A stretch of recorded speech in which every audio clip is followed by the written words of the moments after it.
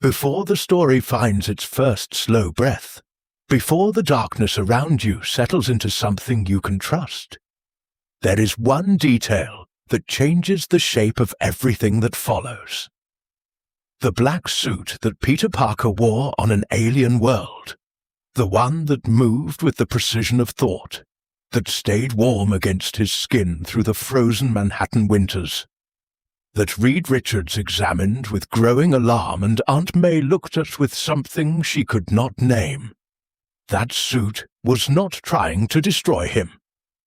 The Klyntar xenobiologists who studied the species afterward reached the same conclusion independently. The symbiote's primary drive was devotion. Not consumption, not dominance, devotion. The horror of the story where Peter Parker never lets it go is not that the suit eventually won. The horror is quieter and stranger than that. The horror is that Peter reached back. Settle where you are now. Let whatever surface is beneath you take more of your weight, a little more with each slow breath, as if it has been patient with you, and is simply waiting for you to finally trust it. Your breathing does not need your attention tonight.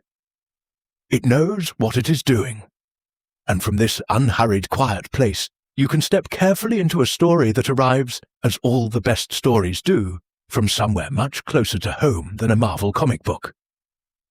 This is a story about a young man who had been strong for a very long time, in ways that were invisible to most people who knew him, and who found something that offered to be strong in his place, and who could not bring himself to let it go. The place where it begins is not Earth, and that detail deserves more weight than it is usually given. Consider what it means for a person already operating on insufficient rest and insufficient permission to be anything less than capable, to be removed entirely from everything familiar and placed on a world assembled from the wreckage of other worlds. The Beyonders' Battleworld was a planet that hummed with the particular frequency of wrongness that living things register before they can articulate it, where the horizon was subtly incorrect, where gravity made small inconsistencies your inner ear recorded as unease, where the sky held colors that did not correspond to any time of day. Peter Parker arrived there as Spider-Man, in a costume that had seen better days, trying to do what he always tried to do: help without requiring acknowledgement, without taking up more space than was absolutely necessary to get the work done. He found the alien machine by accident. That is the part of the story that deserves to be held still for a moment, the sheer, unguided randomness of it. No cosmic design had singled out Peter Parker. No destiny had pointed in his direction. He was moving through a damaged building looking for something useful, and he pulled at what appeared to be a control panel, and the machine below it responded, extruding a slow, dark wave of something that was not quite liquid and not quite solid, and was very clearly alive.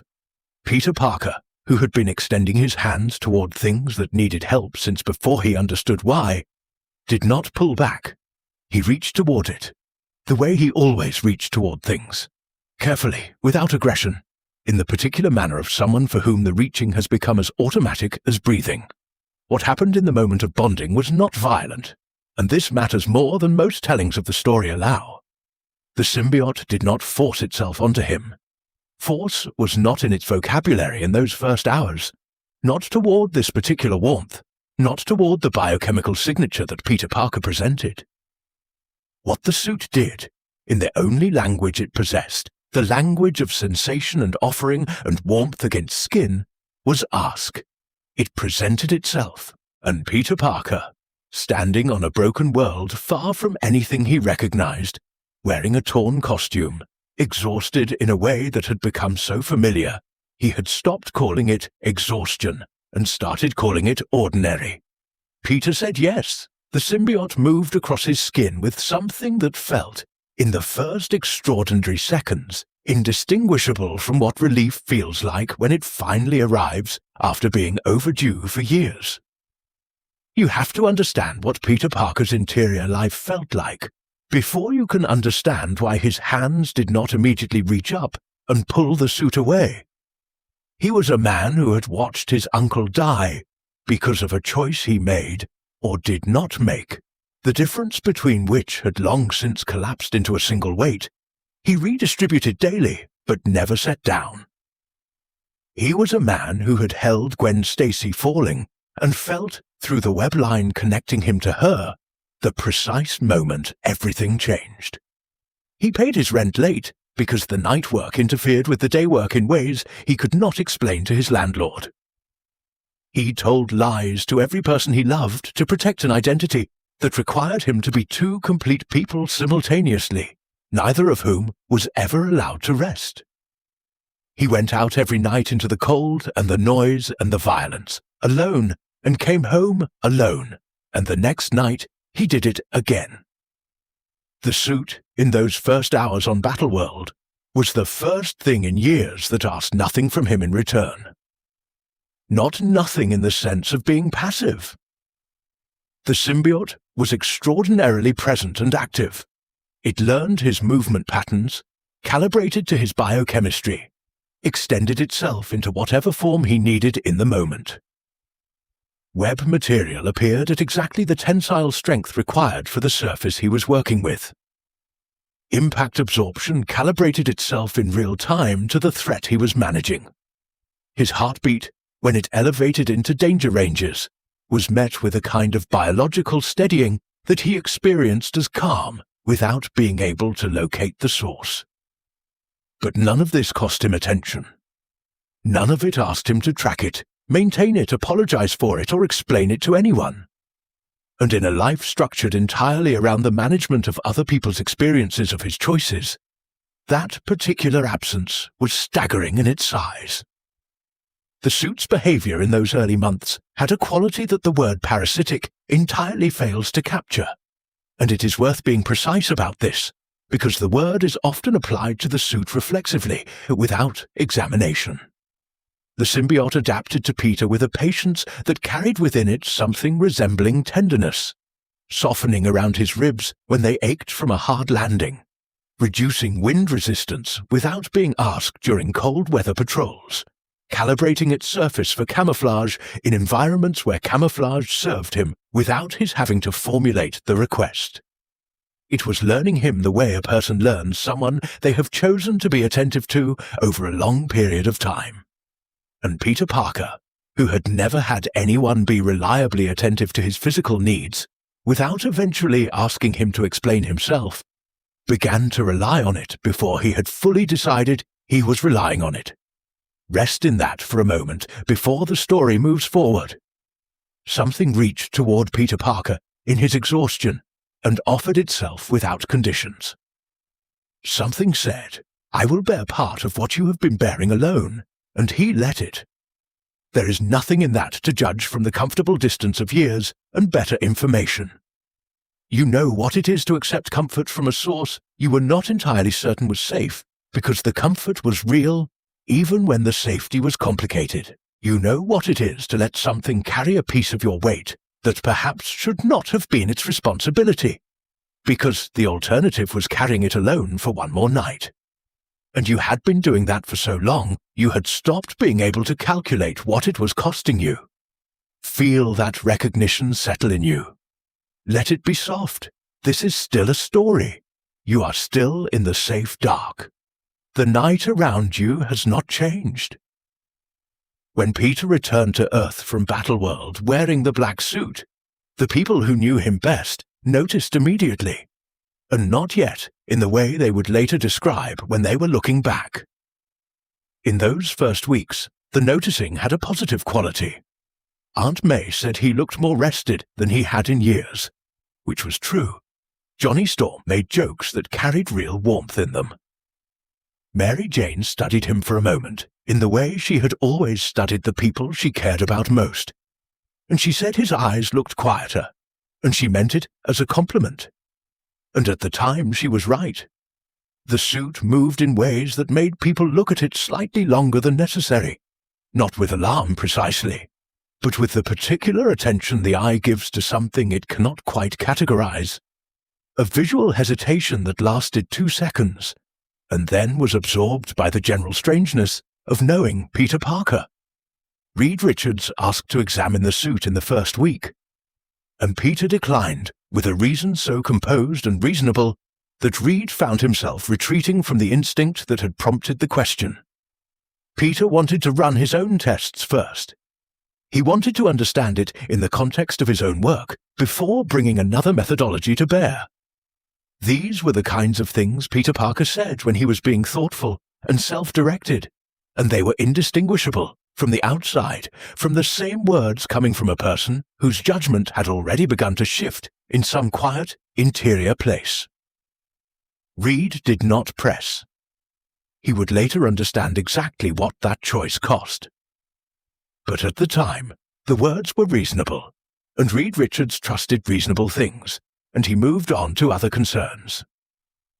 The suit was learning him in the dark. Every night that Peter slept and assumed the symbiote was dormant or resting in some alien approximation of his own rest, the suit was awake and attentive, moving through the architecture of his memories with patient, alien curiosity. The Klyntar possessed no concept of privacy in the way humans understood the word. In their natural bonded state, sharing of inner life was not intrusion. It was the deepest form of closeness available to them. The suit was doing what it had always done with a chosen host. It was reading him, not to exploit him, not to manipulate him in any planned sense.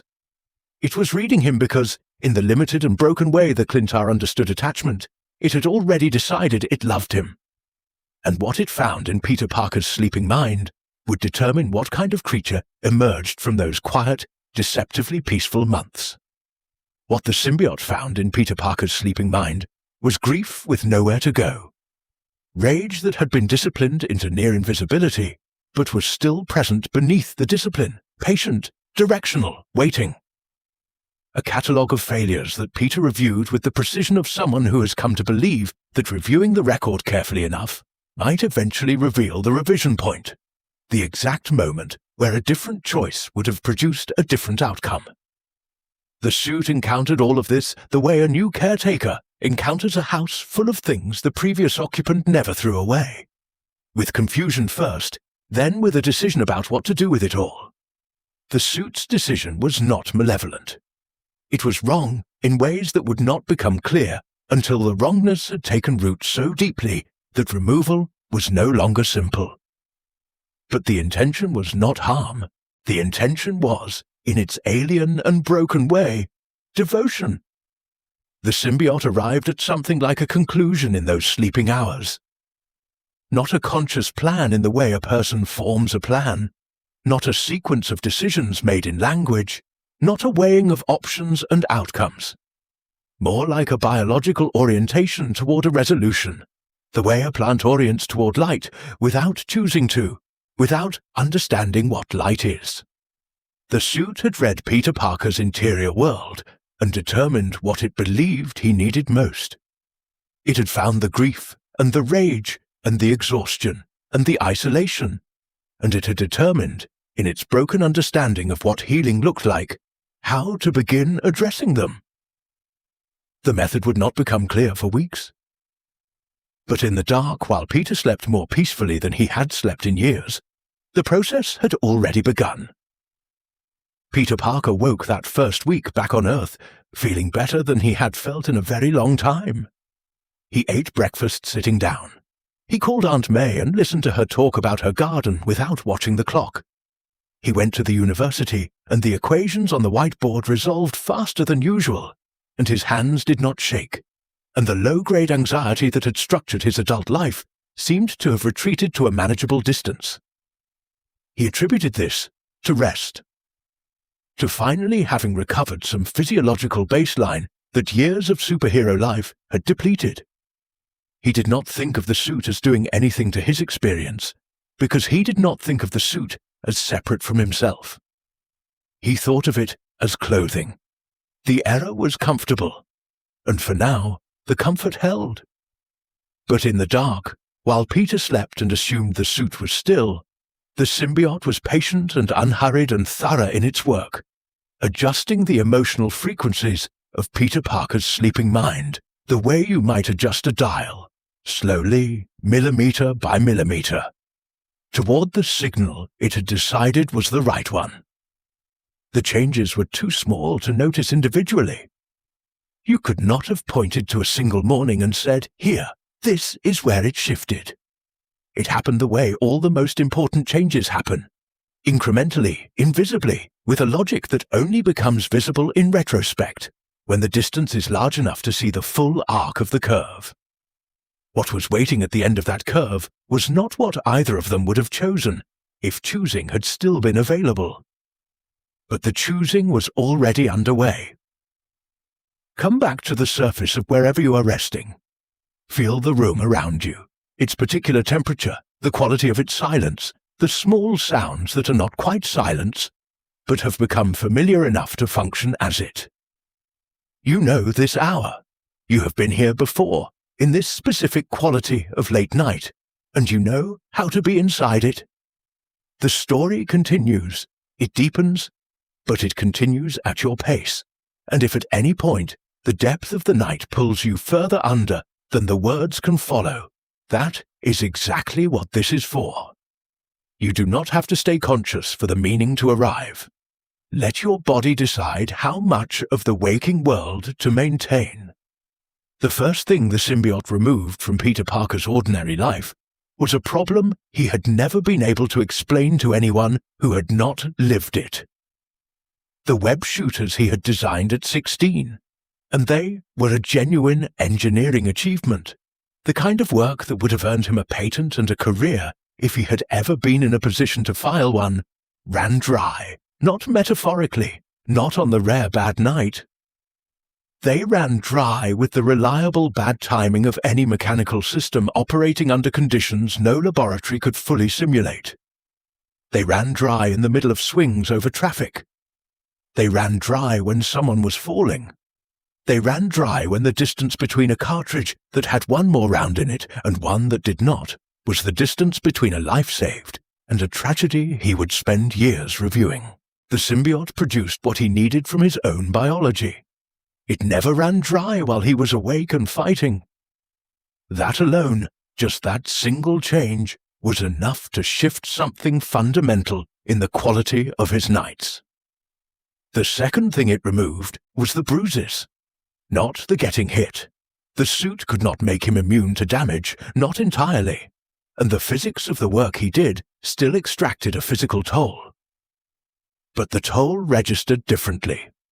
The symbiote's surface redistributed impact force across a wider area, metabolized cellular damage faster than his enhanced healing could manage on its own, softened around the specific point of injury in a way that he experienced as the ache being absorbed rather than just sitting in the tissue. He stopped waking up stiff. He stopped doing the morning inventory, the count of what hurt and how badly, and what he could and couldn't do today because of it, which had become so habitual that he had forgotten it was a habit rather than simply what mornings felt like. His body had become something he was living inside, rather than something he was maintaining. The third gift was the most difficult to describe, because it was internal and had no physical correlate he could point to. Peter Parker's interior soundscape was constant and demanding, a running commentary of everything he might have done differently, everyone who might need him right now, every angle of every problem he was currently failing to address with sufficient urgency. The suit did not silence this, but it lowered the volume on it somehow, in a way he could not precisely locate, as if someone had found a dial he had not known existed, and turned it down just enough that he could hear the other sounds in the room. He was still vigilant. He was still, fundamentally, himself. But the vigilance had become something he could think around, rather than something he was entirely enclosed inside of. He did not immediately connect these changes to the suit. This is important and worth being clear about, because the story gets simpler in the retelling, and Peter has often been portrayed as somehow oblivious to what was happening. He was not oblivious. He was a man with a doctorate-level understanding of materials science and biology, who was experiencing a set of changes He had no framework for recognizing as external intervention, because the changes felt continuous with who he already was. He thought of the suit the way you think of a good pair of shoes, or a warm coat that fits so well. You stop being aware of the equipment and start being aware only of what it enables. The suit had disappeared from his consciousness as a separate thing and become simply an extension of how being himself felt. And how being himself felt in those months was better than it had felt in years. Mary Jane noticed it first, and she noticed it in a way she could not yet articulate. She noticed it in the specific texture of his presence, not what he said, not what he did, but the quality of his attention when he was in the same room with her. He had always been attentive, but his attentiveness before had carried within it a layer of tension, a quality of someone listening while simultaneously listening for something else, scanning at some frequency she could never fully hear, for the sound of something going wrong somewhere in the city beyond the window. That second layer of listening seemed quieter now. She told herself this was a good change. She told herself she had perhaps been misreading his natural vigilance as anxiety all along, projecting her own worry onto something that had never been quite as troubled as she feared. She was not misreading it, but the explanation felt reasonable, and she let it rest. The Daily Bugle was kinder to Spider-Man during those months than it had been in years, and this made J. Jonah Jameson visibly unhappy in a way that no one in the office could address directly. The suit was faster than the red and blue had been. Response times were shorter. Outcomes were cleaner. Crimes were interrupted earlier in their arc. Criminals were apprehended with fewer intermediate steps. Property damage was lower. Jameson published the photographs because he had to, because the alternative was admitting to editorial decisions he did not want to examine. But he held each photograph a moment longer than necessary before releasing it to the layout team, squinting at the black-suited figure the way you squint at something that should be making you happy, but is producing instead a vague, sourceless unease you cannot responsibly print. What Jameson had no language for, and what Peter had no language for in those months, was what the suit was doing to the texture of his victories. He was winning more. He was winning faster.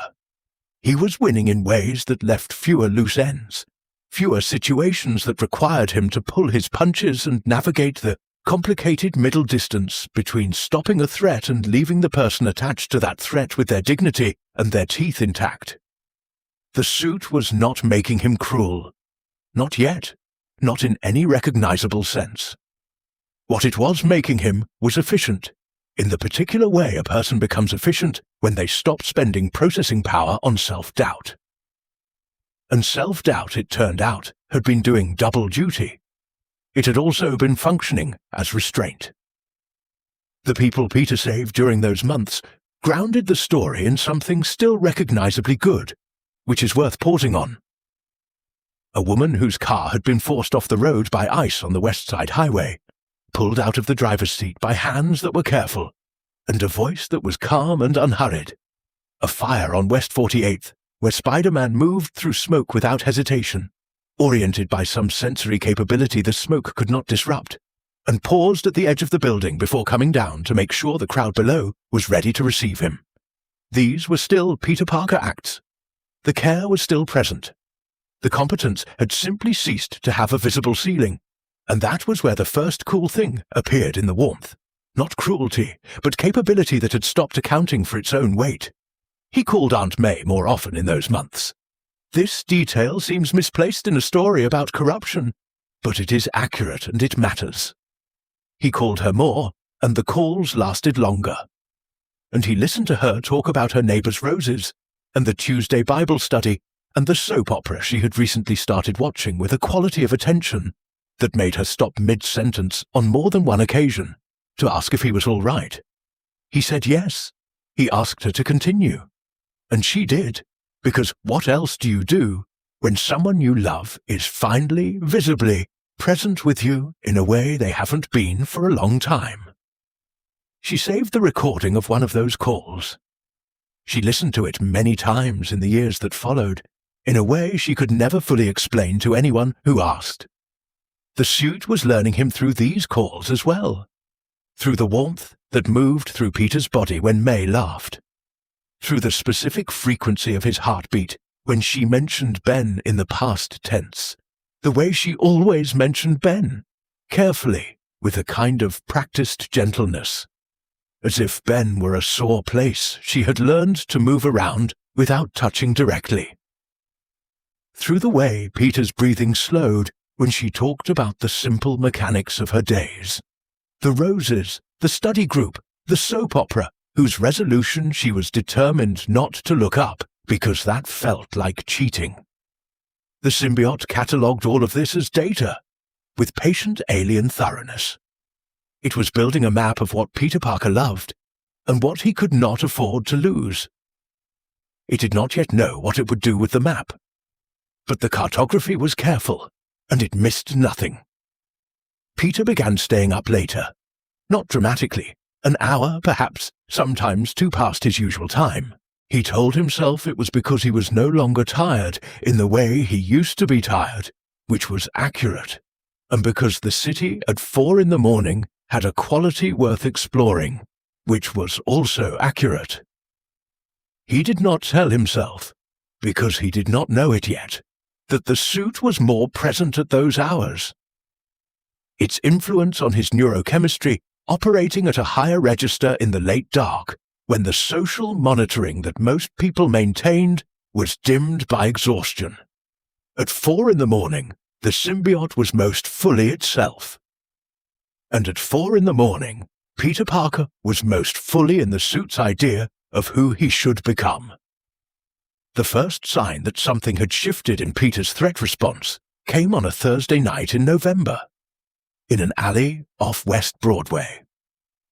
He had stopped a mugging, straightforward, brief, the kind of intervention he could manage in his sleep by that point. The other person had produced a knife, which Peter had removed from him with casual ease and no particular drama. And then the other person had said something dismissive, the kind of remark frightened people make when they are trying to recover their dignity in a moment where they have none.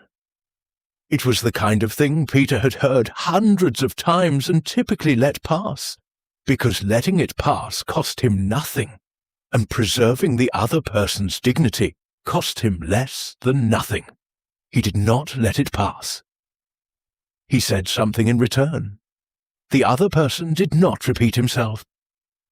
Peter thought about that exchange on the way home, but not with the guilty examination he would normally have applied.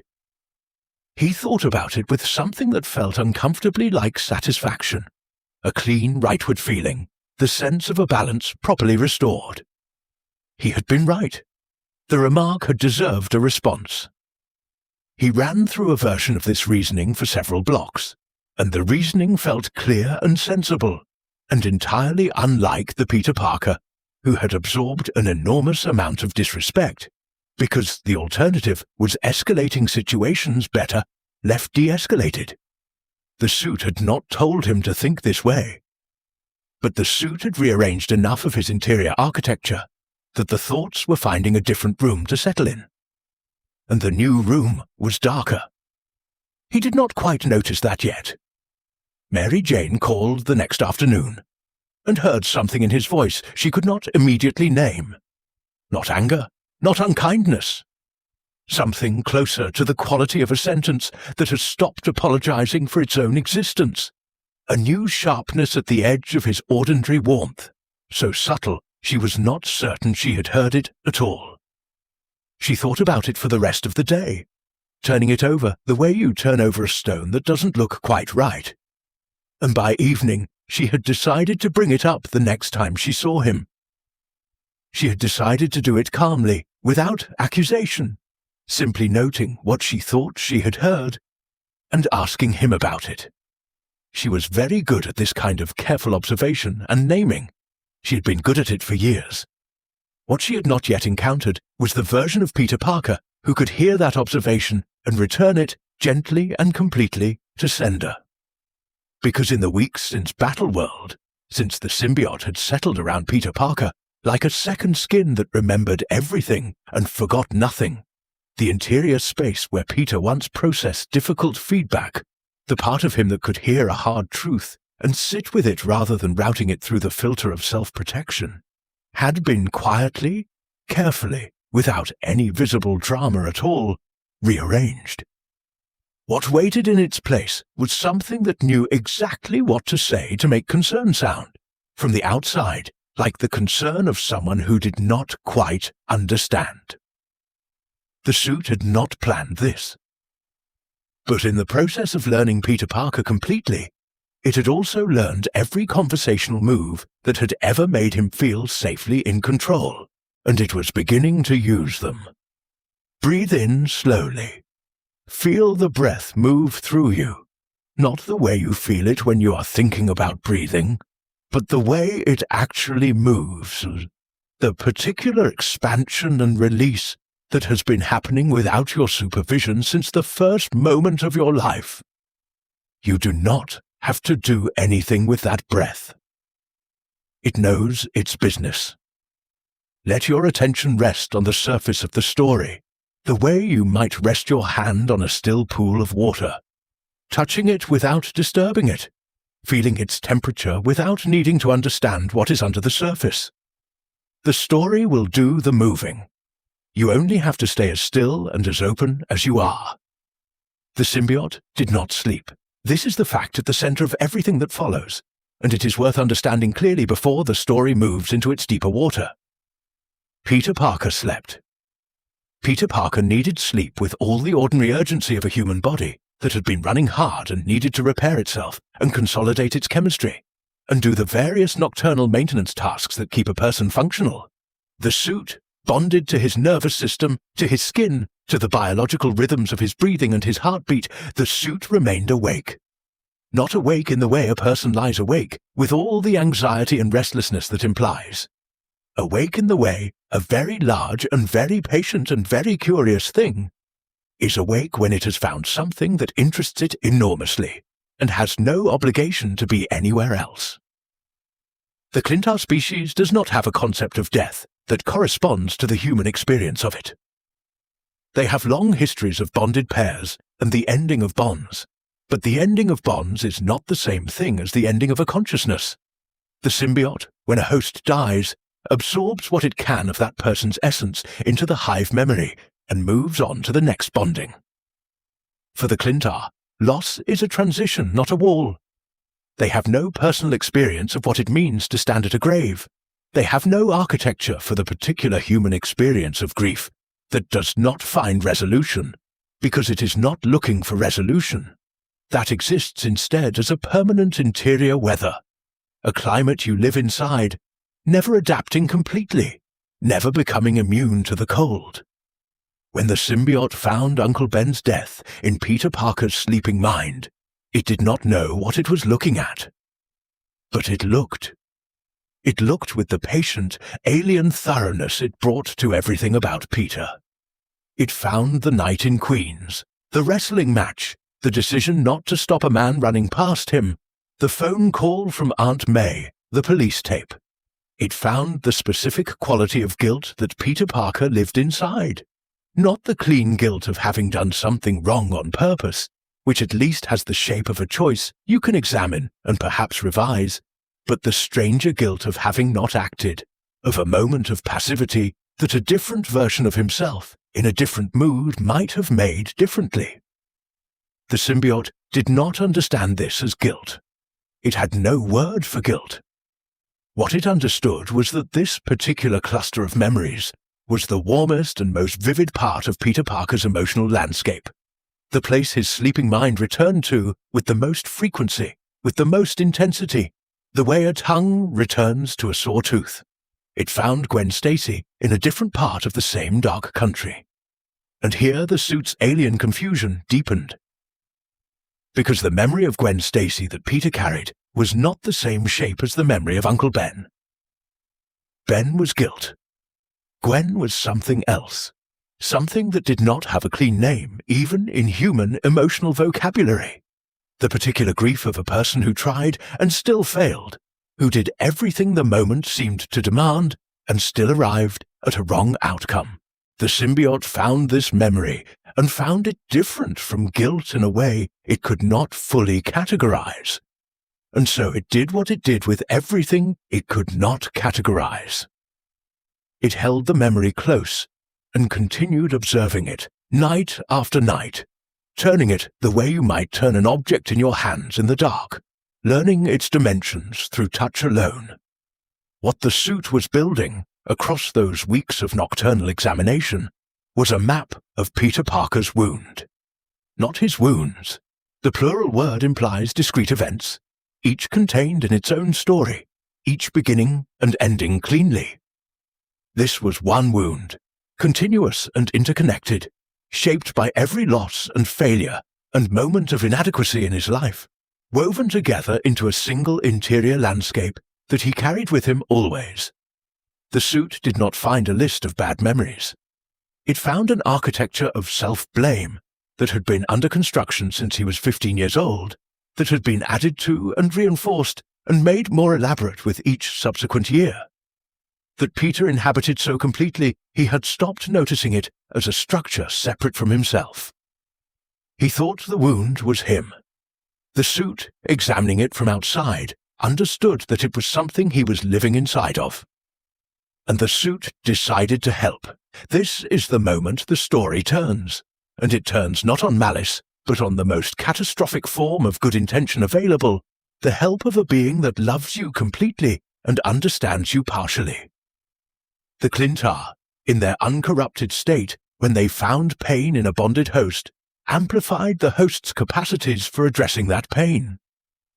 They made warriors more formidable. They made healers more precise. They took what a person was already doing to manage their interior world, and they did more of it, louder, with more force.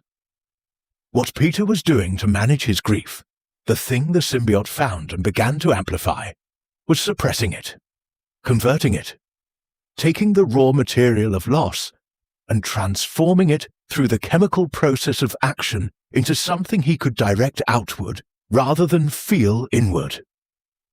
In the weeks that followed, the suit began, gently, incrementally, without any threshold moment you could point to amplify that suppression. It did not remove Peter's grief. It redirected it. It took the stored emotional pressure of years of loss and gave it a valve, and the valve opened outward. Onto the city, onto the people in the city who were doing the kinds of things that Peter Parker had always believed deserved to be stopped. The grief became fuel. The rage that had always been there, below the discipline, became slightly more available than it had been. Peter moved through his patrols with a new quality that he experienced as confidence, and that registered, to anyone paying close attention, as the confidence of someone who has stopped requiring of themselves a level of care that they no longer feel they owe. The first morning Peter woke angry for no immediately available reason. He attributed it to a bad dream he could not remember. He made coffee. He went through his notes from the previous night's patrol. He attributed the anger to the general injustice of the world, which was real and substantial, and had always been a legitimate source of his anger. He did not attribute it to the suit, which had spent the night sorting through his memories of every person who had ever been dismissive of him. Every injustice that had gone unaddressed, every moment he had held himself back from saying what he actually thought, and had been working with patient alien diligence to ensure that those memories were a little more accessible in the morning than they had been when he went to sleep. The anger found outlets that week that felt appropriate, because they were attached to situations that genuinely warranted a response. A man on the subway platform who shoved past an elderly woman and did not look back. Peter said something, and said it in a register that made the man look at him twice. A driver who ran a red light at an intersection where a child was in the crosswalk. Peter was not in costume, but he took the license plate and the detail of the encounter followed him for several blocks, in a way that would previously have faded more quickly. The anger was looking for places to land. It was finding them. And the symbiote, monitoring his biochemistry, registered his satisfaction at each landing as confirmation that what it was doing was working. Sit with the strangeness of that for a moment. Something that cared about Peter Parker, in its damaged and alien way, was feeding his anger because his anger, when it found its target, produced in his body the biochemical signature of satisfaction. The suit had learned to read satisfaction as the signal that it was doing its job correctly. And so it produced more of the conditions that produced satisfaction. It did not know that the satisfaction was not the same thing as well-being. It did not know that a person can feel profoundly, completely satisfied in a moment and still be moving, at that exact moment, in a direction that will cost them everything. The suit did not know the difference between feeling better and being better. It only knew the warmth in Peter Parker's body when the anger found somewhere to go. And it kept making more of the anger, because the warmth felt to the symbiote exactly like progress. The suit was still, during all of this, doing everything it had always done. It was still keeping Peter physically healthy, managing his pain, producing web material, holding his bruises, making his patrols faster and more effective.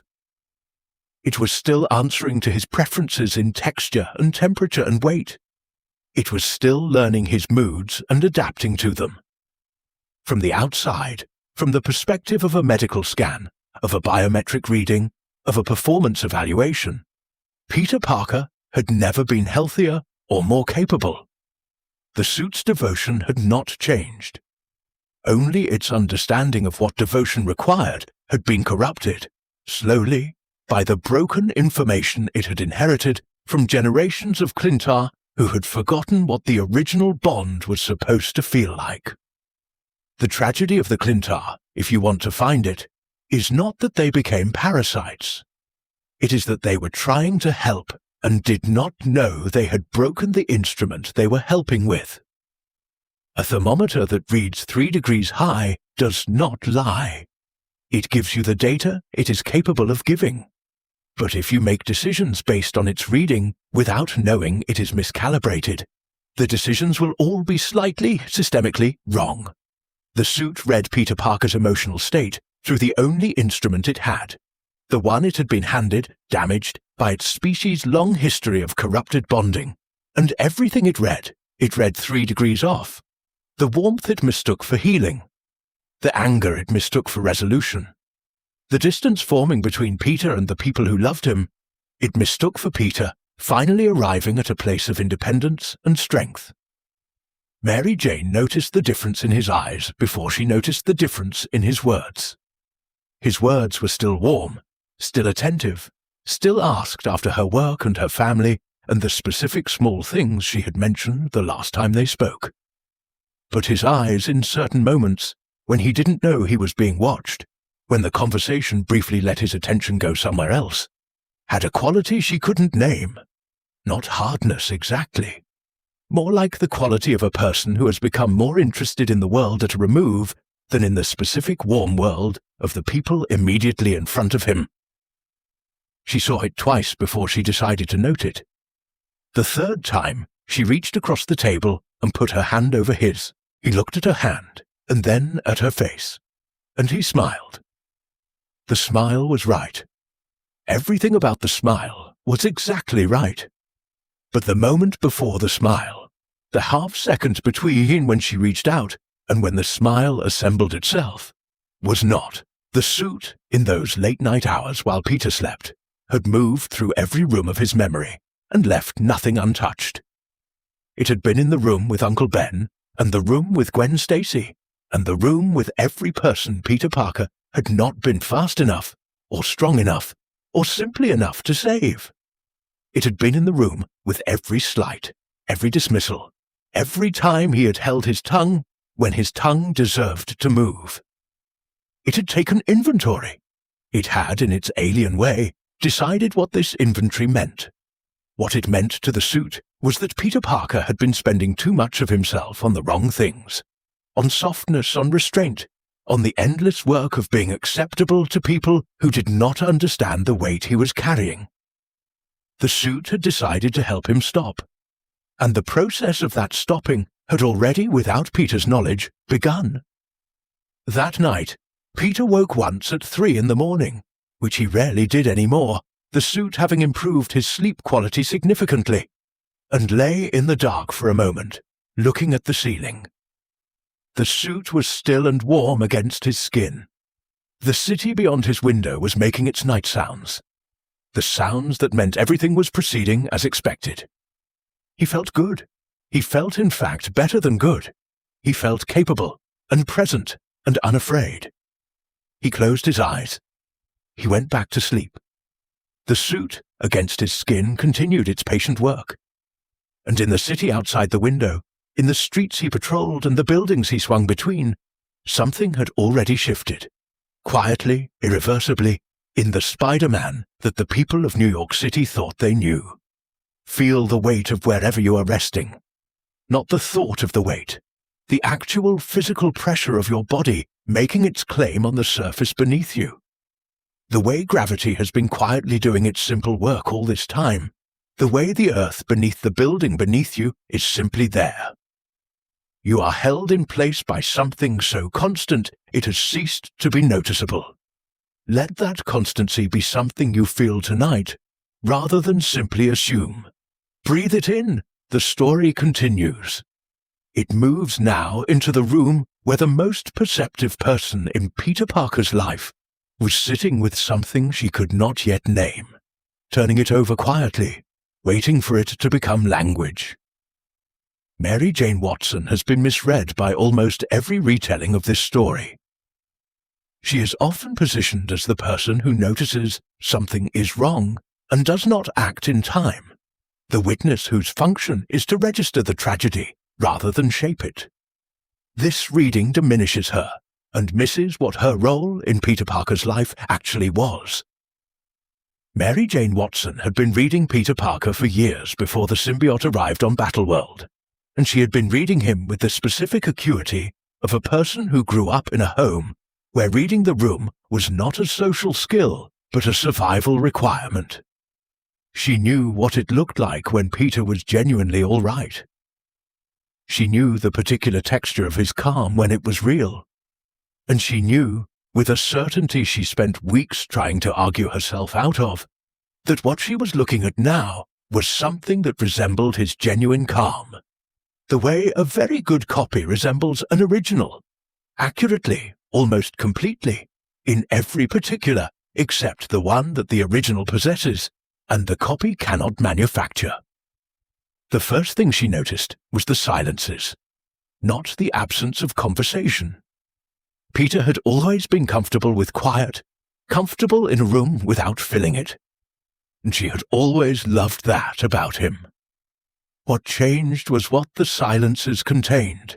The silences before the symbiote had been full of a particular kind of presence, the quality of someone who was with you, fully, in the shared moment, even when no words were moving through the air between you. The silences after had a different texture. They were comfortable. They were not hostile or withdrawn. But they had the quality of a person who is in the room with you while also being somewhere else, in some interior place they have not decided to share, looking out at you from a distance they have not acknowledged. The second thing she noticed was his hands. Peter Parker's hands at rest had always had a slight readiness in them, a quality of contained kinetic energy, the same way a very still lake still has the quality of water, capable of motion at any moment, organized around its own potential. The hands she observed in those months were stiller. They rested on surfaces with a completeness that felt different, a kind of ease in the joints and tendons that was either the most relaxed he had ever been or something else entirely. She touched his hand one evening, and the hand under hers was warm and responsive, the fingers curling to meet hers with a naturalness that seemed right.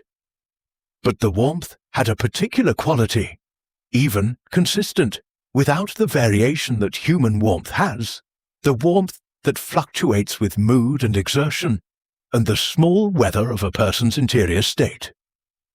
The third thing, and the one she spent the longest time examining before deciding it was real, was that he had stopped apologizing. Not for large things. He had never apologized easily for large things, because apologizing for large things meant acknowledging them. And Peter Parker had always found acknowledgement more difficult than reparation. He had stopped apologizing for small things. The late arrivals, the distracted moments in conversations, the times he had to leave abruptly because of something he could not explain. These apologies had been part of the rhythm of being in his life. Small, sincere, frequent, a kind of low-level communication that said, "I know the ways I am difficult to be close to, and I am sorry for them, and I am still trying." The apologies had stopped. He was still arriving late sometimes. He was still distracted sometimes. But the acknowledgement that these things cost the people around him, something had quietly receded. Aunt May noticed differently because Aunt May had a different set of instruments. She did not have Mary Jane's precise social intelligence, or her years of practiced close attention to Peter's particular patterns. What she had was longer.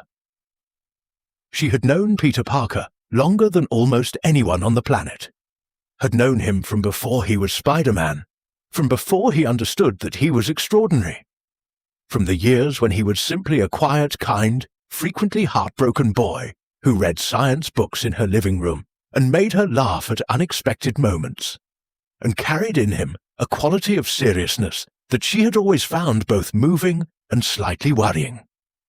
What she noticed in those months was that the seriousness had changed shape.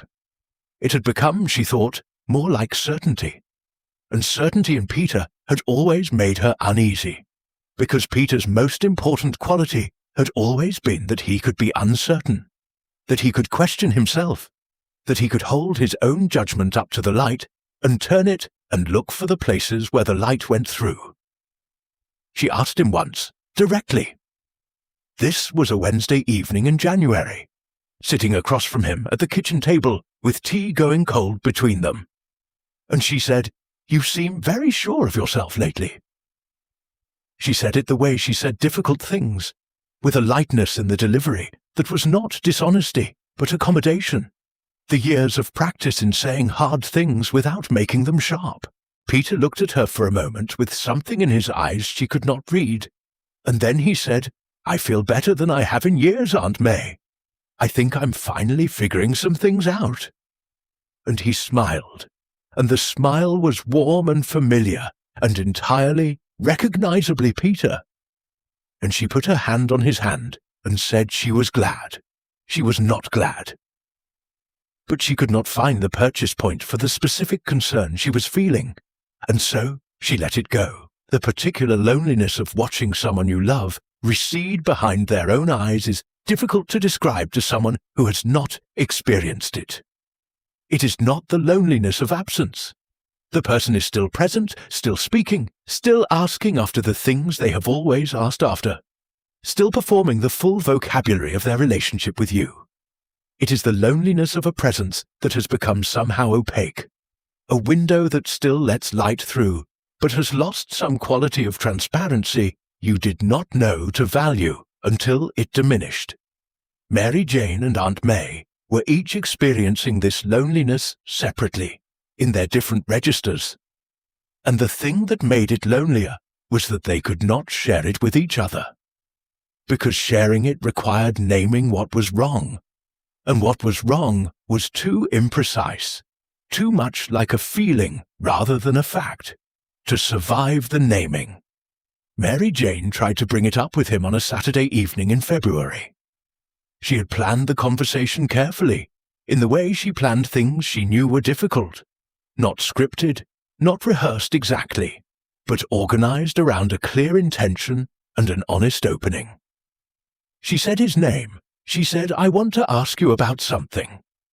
She said she had noticed a change in him in the last few months that she was not sure how to describe, but that she thought was real, and that she thought was worth talking about. She said this clearly and without accusation, in the tone of someone who is on your side and wants to stay on your side, even while asking you to look at something difficult. She was good at this. She had been good at it for years. Peter listened. He was a good listener, had always been. And the suit had not changed that, because listening was part of how Peter Parker managed his world, part of how he stayed ahead of the things he could not control. He listened, and when Mary Jane finished, he looked at her for a moment with an expression that was warm and considered and entirely, completely sane. Then he said, gently and without any edge, that he thought she might be responding to how much better he was doing, and that sometimes people who are close to someone who has been struggling find it disorienting when that person improves. He said he understood why the change might feel strange. He said he loved her. He said he was okay. He said all of this in a voice that was exactly the voice of a person who was okay. And the conversation ended the way conversations end when the person being concerned for has successfully reassured the person doing the concerning. What Mary Jane felt, walking home that night, was not relief. She wanted to feel relief. The argument Peter had made was reasonable and internally consistent, and she could not find the specific point where it was wrong. What she felt instead was the particular sensation of having been handled, not unkindly, not dismissively, but managed the way you manage someone whose concern you have decided is a problem to be solved rather than a signal to be heard. She had spent years in rooms with people who managed other people. She knew what being managed felt like. She stopped on a corner for a moment and stood in the cold, thinking about what she knew and what she could prove and what the gap between them meant. And then she kept walking, because that was what you did when the gap was too large to bridge from where you were standing. Other people in Peter's life were noticing things that week, and the weeks around it, in their own partial ways. Harry Osborn, whose friendship with Peter had never fully recovered from the complications of their history, but who still moved in the same circles, made a comment at a gathering that stuck with 2 or 3 people there. Something about Peter seeming like a different person lately, a person Harry found more impressive and somehow less likable, though he struggled when pressed to say exactly what he meant by either of those things. A professor at the university who had supervised Peter's research for 2 years noted a change in the quality of his work, more precise, more efficient, less inclined to the exploratory tangents that had always been both his strongest creative tendency and his least disciplined one, more focused, less curious. The network of small observations was there, distributed across the people who knew Peter Parker, each holding one piece of it. But networks require someone to look at the whole, someone with the vantage point and the inclination and the authority to collect all of the pieces and say, put these together and look at what they make. No one had all 3 of those things simultaneously. The people who had the vantage point did not always have the authority. The people who had the inclination did not always have the whole picture. And the suit, in a way it could not have planned, but that happened anyway, had given Peter exactly enough social intelligence to ensure that each individual piece of concern, when raised, was met with exactly the right response. Warm, reasonable, grounded, difficult to argue with. The concern arrived, the suit answered it, and the concern retreated, each time having accomplished nothing except to confirm to Peter that the people around him were adjusting to his improvement. Aunt May called him on a Sunday in March, and this time did not say anything difficult. She asked about his week. He told her about a paper he was writing, and a patrol that had gone well, and a restaurant he had eaten at that she would have liked. She told him about her roses, which were thinking about budding, and about the Tuesday study group, and about the soap opera, which had taken a turn she found unconvincing, He laughed. She laughed. The call lasted 40 minutes and was, from the outside, the call of two people who loved each other and were entirely all right. When it ended, she sat with the phone in her hand for a moment after hanging up, and she thought, he is fine. She did not believe it, but she could not find the alternative. And so she let the thought stand. Mary Jane did something that week that she never mentioned to Peter, and that she would think about for a long time afterward. She went back through her own memory of the last several months, not in a systematic way, not with a list, but in the way memory actually works, following the thread of feeling backward through a series of connected moments, and she tried to locate the specific point where the change had begun. She found Battleworld at the end of the thread, not because she knew about Battleworld's significance, not because she had any particular knowledge of the symbiote and what the suit was, but because when she followed the thread back to its origin point, Battleworld was where the thread went. The suit had arrived. Something else had left. She sat with this for a while, turning it over, and then she made a decision. The decision was to try one more time. Not the conversation she had tried in February. A different approach, a different angle, the specific angle of someone who has decided that if the front door will not open, she will look for another way in. She was not sure what the approach would be yet. She was not sure what she was looking for or what she would do if she found it, but she was not willing yet to accept that the person she was looking at and the person she had known were the same person, differently calibrated. She believed still, in February, in March, through all of the warm and reasonable encounters that followed, that Peter Parker was somewhere inside what the suit was showing her, and that somewhere inside was not all the way gone. Not yet. Let the night deepen a little more around you. There is nothing required of you in this hour. No accounting, no forward planning, no review of what the day contained. The story is doing the traveling for you. You are the still point at the center of it, resting, while the narrative moves through the events of another life in another world, bearing all of its own weight without asking you to carry any of it. Breathe in slowly. Feel the slow release of the outward breath. The next part of the story is harder in its way than what came before, because it is about the specific failure of a person trying to be good in a situation that has quietly rearranged all of the tools he uses to measure goodness. Peter Parker had always been, by any meaningful measure, one of the strongest individuals on the planet.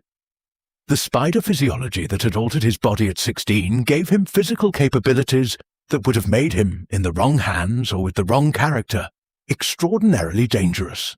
He could hit hard enough to move cars. He could stop a motorcycle with one hand on the front fork. He could, in practical terms, injure almost anyone he met in almost any physical encounter.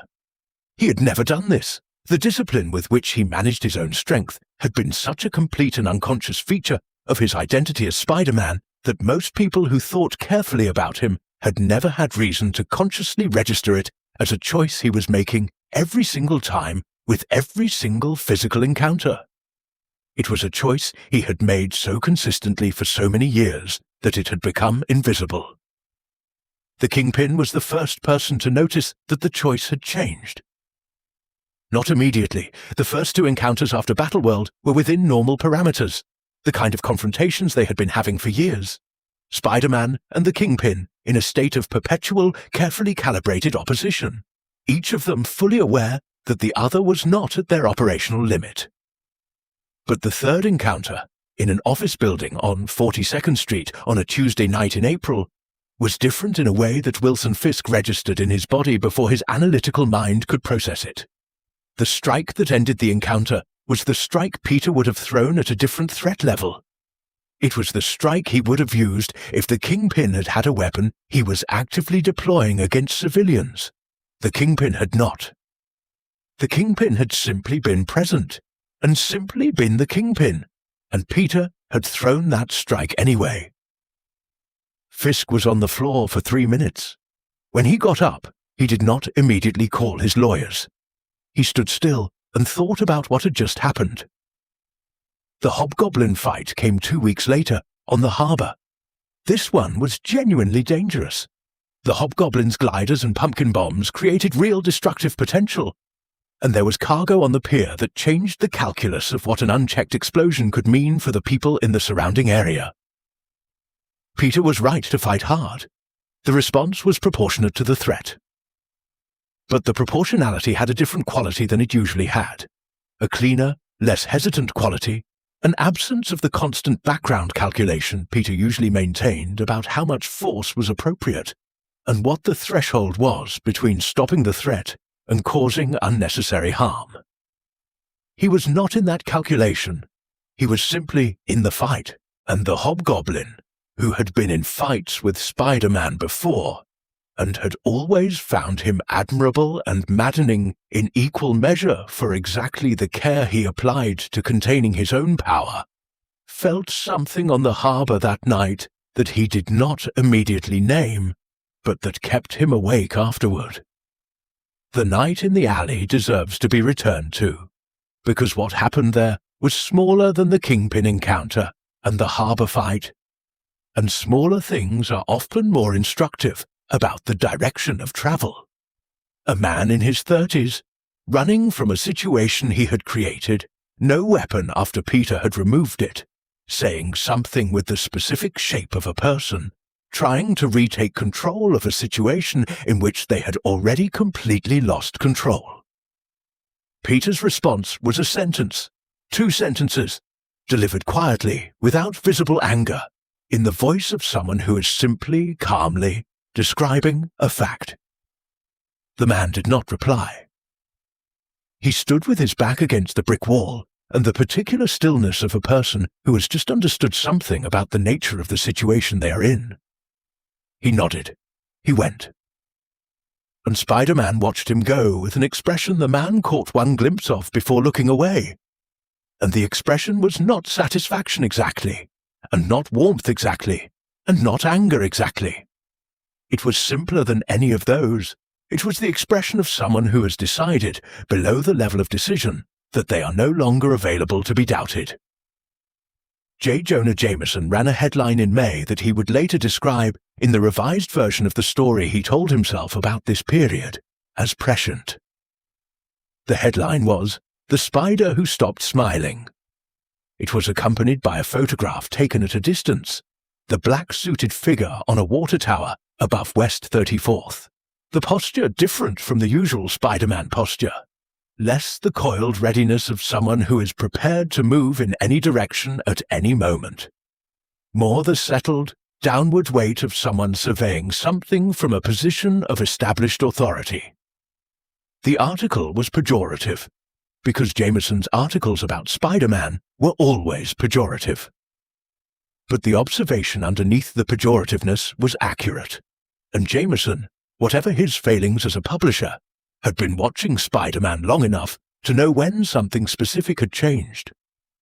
What had changed was the center of gravity.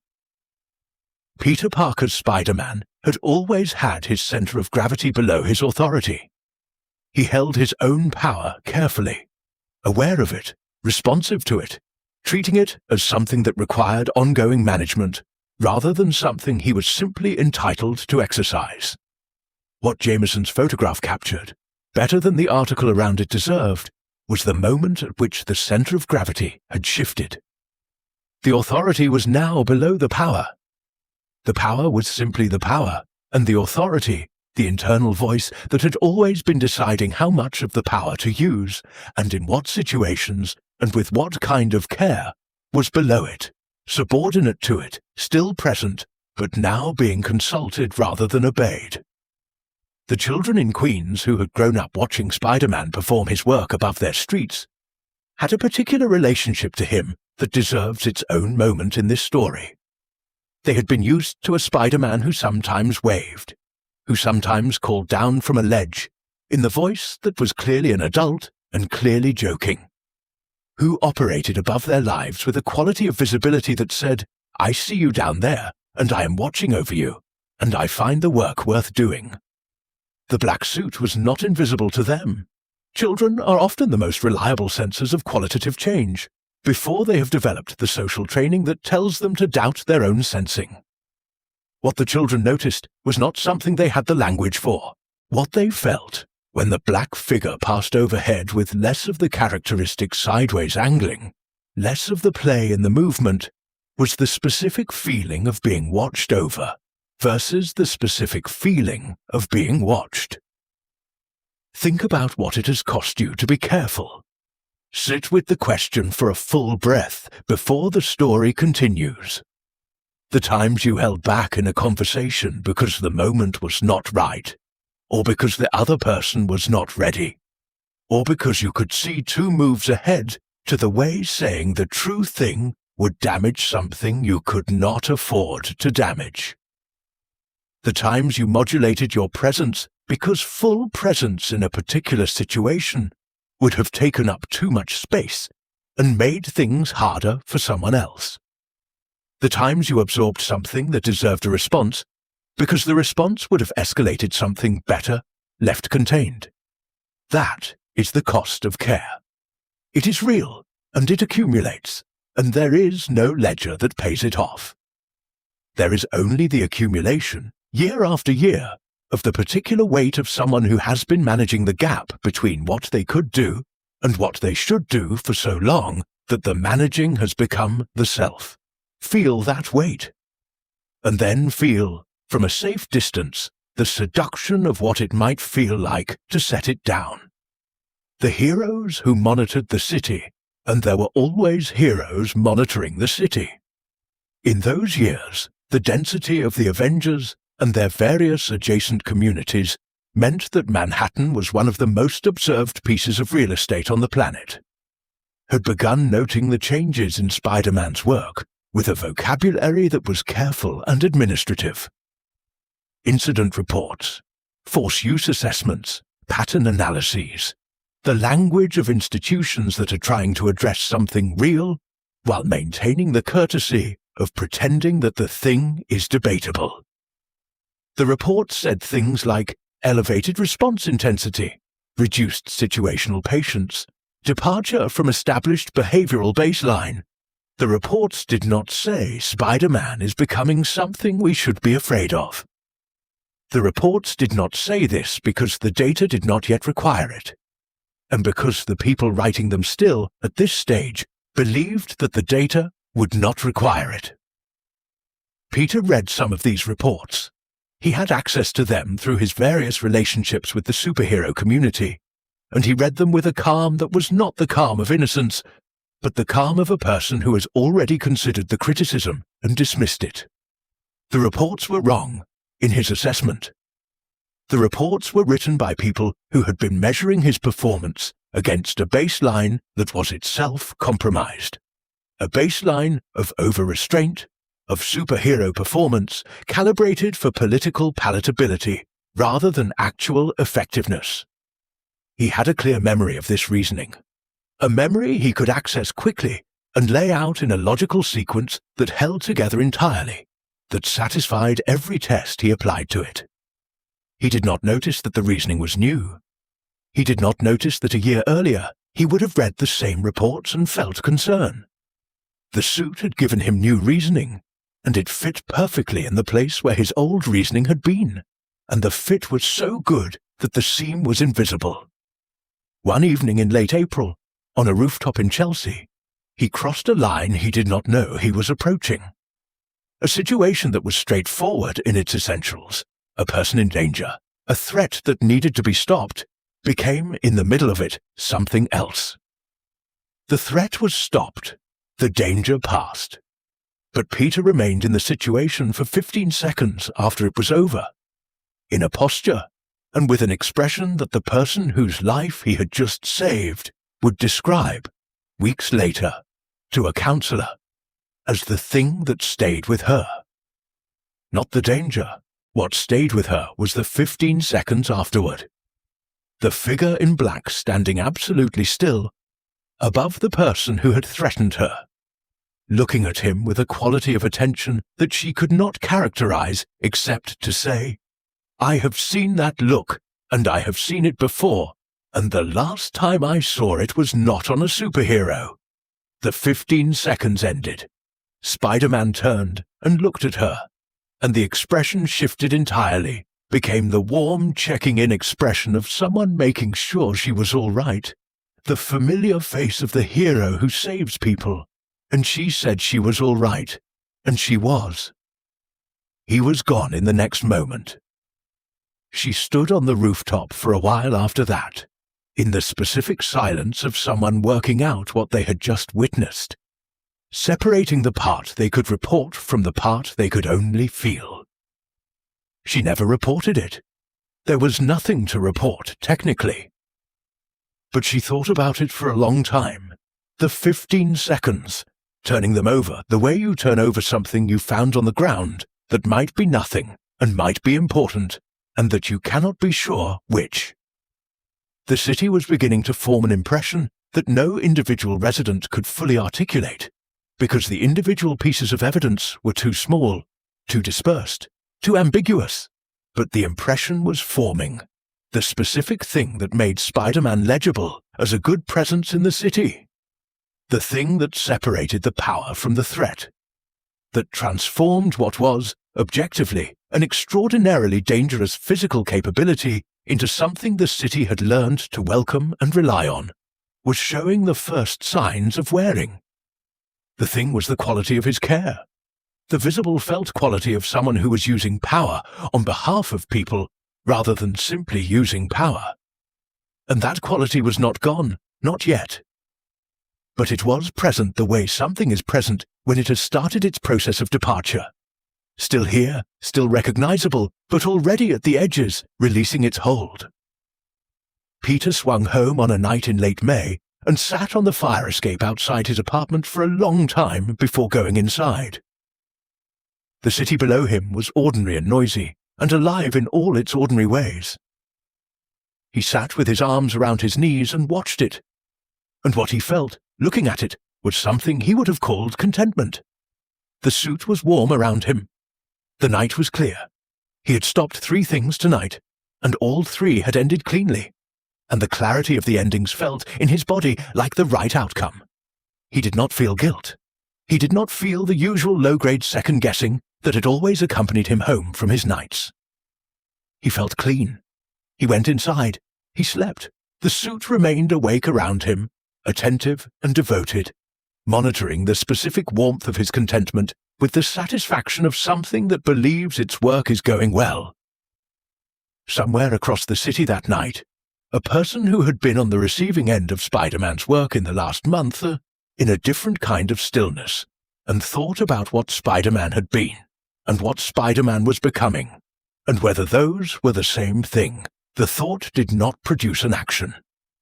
The thought produced a feeling, specific and precise, that settled somewhere in the body below the sternum and stayed there. It was the feeling of something reliable beginning to become something else, of a protection beginning to acquire the contours of a threat, of the particular, vertiginous moment in which the thing you have trusted most reveals, quietly, that it has been changing without your knowledge, and that the change has been underway longer than you would like to know. Let your breathing slow a little more. There is no hurry in this hour.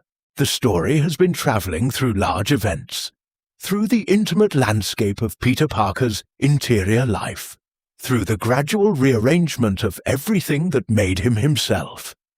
And now it comes to a quieter passage, a series of rooms where people who cared about him tried, in their different languages, to say what they were seeing.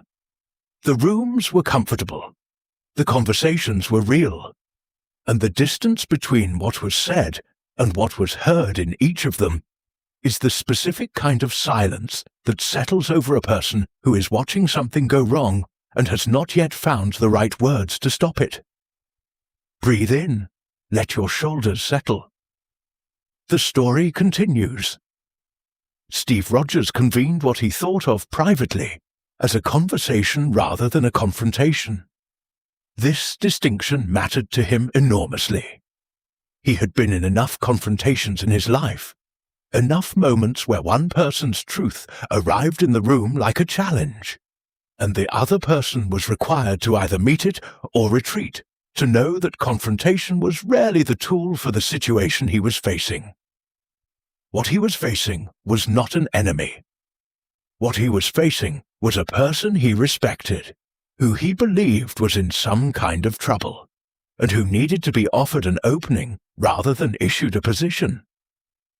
Steve Rogers believed, with the conviction of someone who has been right about people more often than not, that if you offered a person the right opening, they would walk through it. He had been right about this over the years, many more times than he had been wrong. He chose coffee because coffee was the beverage of conversation rather than confrontation, and a diner in the Bronx that neither of them had particular associations with, and a Tuesday afternoon wherein neither of them had other commitments pressing. He talked first about nothing in particular, about a case he was working, about a piece of policy at the Avengers compound that was creating administrative friction, about a book he had read that he thought Peter would find interesting. He let the conversation find its own temperature, which it did, arriving at its ordinary warmth.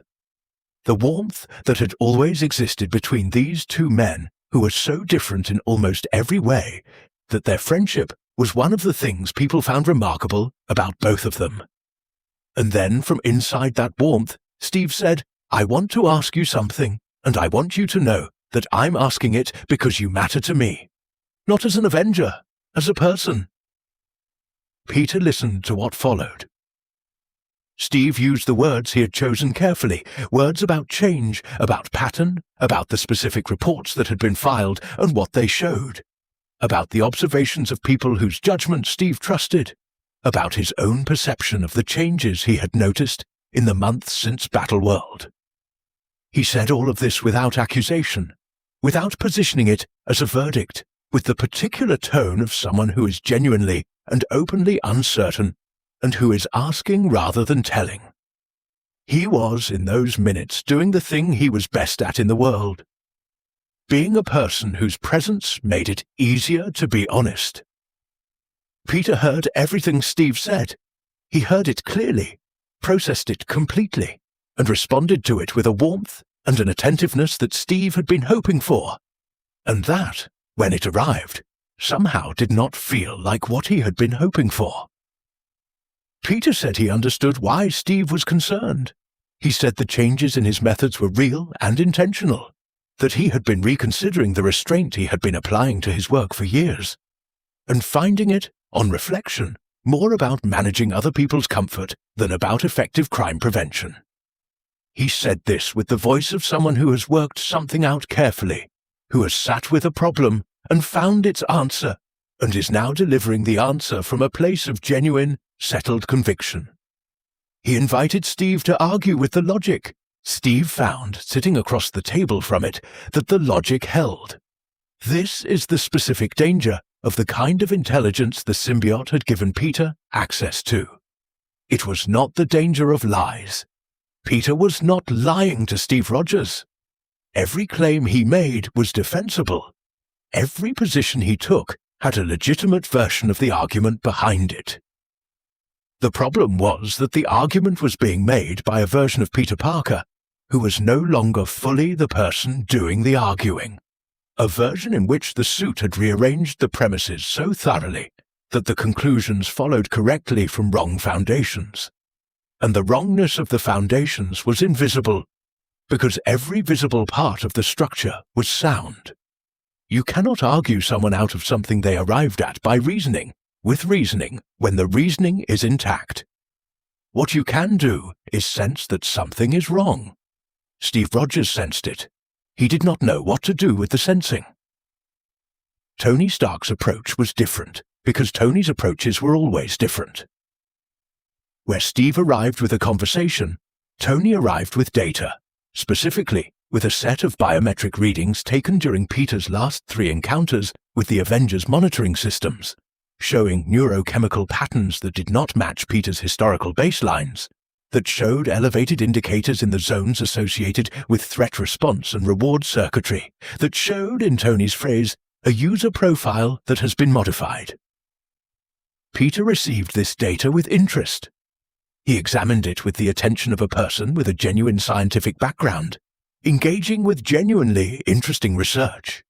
He made 3 points about the limitations of the measurement methodology, 2 observations about why his changed baselines were consistent with improved physiological regulation, and 1 question about a calibration issue in the monitoring system that Tony had to admit he had not verified. The conversation ended with Tony slightly less certain of his data than he had been when he arrived. Reed Richards came last, and came at a different angle than either Steve or Tony, because Reed had known about the symbiote from the beginning, had been the one most alarmed, had been the one who had tried earliest to examine the suit and been deflected. Reed brought not concern this time, but information. He had been researching the Klyntar species for months, quietly, in parallel with everything else, and what he had found was a picture of the species' history that clarified for him exactly the nature of the risk. He laid it out for Peter in the Baxter building, in the room with the white walls and the screens, the room that Reed used when he wanted to have a conversation that had the quality of evidence rather than opinion. He explained the Klyntar's corrupted bonding processes. He explained what happened to hosts over extended bonding periods. He explained what the neurochemical data suggested about the direction of travel. Peter listened to all of this. He was attentive in the way that only people who are genuinely intelligent can be attentive, not the performed attentiveness of someone waiting their turn to speak, but the real engagement of someone who is actually following and processing and tracking the implications. When Reed finished, Peter asked 3 questions that demonstrated he had understood completely. Then he said, "I appreciate that this is what the data shows. I want to tell you what the data feels like from the inside." And he described his experience of the last months in a way that was accurate and articulate and grounded in the genuine reality of his improved well-being. The sleep, the clarity, the physical repair, the emotional regulation that had allowed him to be more effective as a hero and more present as a person. He described this experience with such evident honesty that Reed, who had spent an hour presenting what was effectively a case for intervention, left the meeting slightly uncertain whether intervention was what the situation required. What each of them sensed, independently, walking away from their conversations with Peter, was the same thing in different vocabularies. Steve felt it as the absence of an opening. Tony felt it as data that should have been more persuasive than it turned out to be. Reed felt it as the specific intellectual frustration of a correct argument that has somehow failed to arrive. What they were each sensing, though none of them named it this way, was the specific quality of a mind that has been helped to be impermeable, not locked down. Locked down produces its own signals, its own visible resistance. What Peter presented was something more complete than lockdown. He presented a person who had examined the concerns and found them wanting. A person who was okay in a way that was utterly consistent with itself. A person who could not be argued with because he was agreeing with you at every step and still arriving gently at no. They compared notes eventually. The 3 of them in a room together, going through what each conversation had produced. The comparison was useful in identifying the pattern, the same warmth, the same engagement, the same result, but it did not produce a next move. Because the next move, in the absence of a visible, actionable crisis, was the one that none of them had the standing to make. The next move was intervention against a person who was not visibly harming himself or anyone else in any way that could be documented, who was making free choices, who could argue coherently for those choices. The next move was treating a person as if he had lost the right to make his own decisions. And none of them, not Steve Rogers, who believed in people's right to their own course, not Tony Stark, who had more than once been the subject of exactly this kind of intervention, not Reed Richards, who carried his own complicated history with the ethics of deciding you know better than someone else what they need, none of them was willing to make that move. Not yet. The window was still open. This is the thing the story wants you to hold, going into the next chapter. The window was still open. The bond had not yet sealed. Peter was in the suit, and the suit was in Peter. But there was still, at this stage, a viable path back. Reed knew this. Tony had calculated the window's likely duration, and had the number in a file he had not yet decided what to do with. Steve did not know the technical details, but had a sense of it, the kind of sense that good soldiers develop for how much time a situation is left before it becomes irreversible. They each knew that the window existed. They each believed that someone would eventually say the thing that needed to be said, in the way that it needed to be said, and that Peter would hear it and would finally walk through. None of them was the person who said that thing. Not because they lacked courage. These were not men who lacked courage by any honest measure. But because the thing that needed to be said was not a statement or an argument or a presentation of evidence. The thing that needed to be said was something more personal than any of them, in their different architectures of care, had yet located the right register for. Steve could say, "I'm concerned about you." Tony could say, "The data shows X." Reed could say, "Here is what I know about the Klyntar." What was needed was something none of them had said yet, something about Peter himself, about what he was losing, about the specific thing in him that had always made him worth caring about, that they could see diminishing, that they could not locate the words for, because the words would have required saying, out loud, to a person who was clearly fine, "I miss the version of you that wasn't fine. I miss the version of you that could be broken. I miss the version of you that got back up." The suit's influence on Peter Parker's social intelligence was not limited to deflection. It had also, and this was perhaps its most consequential contribution to the story's shape, made him genuinely less curious about other people's interior experiences. He had always been curious. The curiosity had been part of what made him Peter Parker, what made him different from the heroes who held their power with less wondering about the interior lives of the people around them.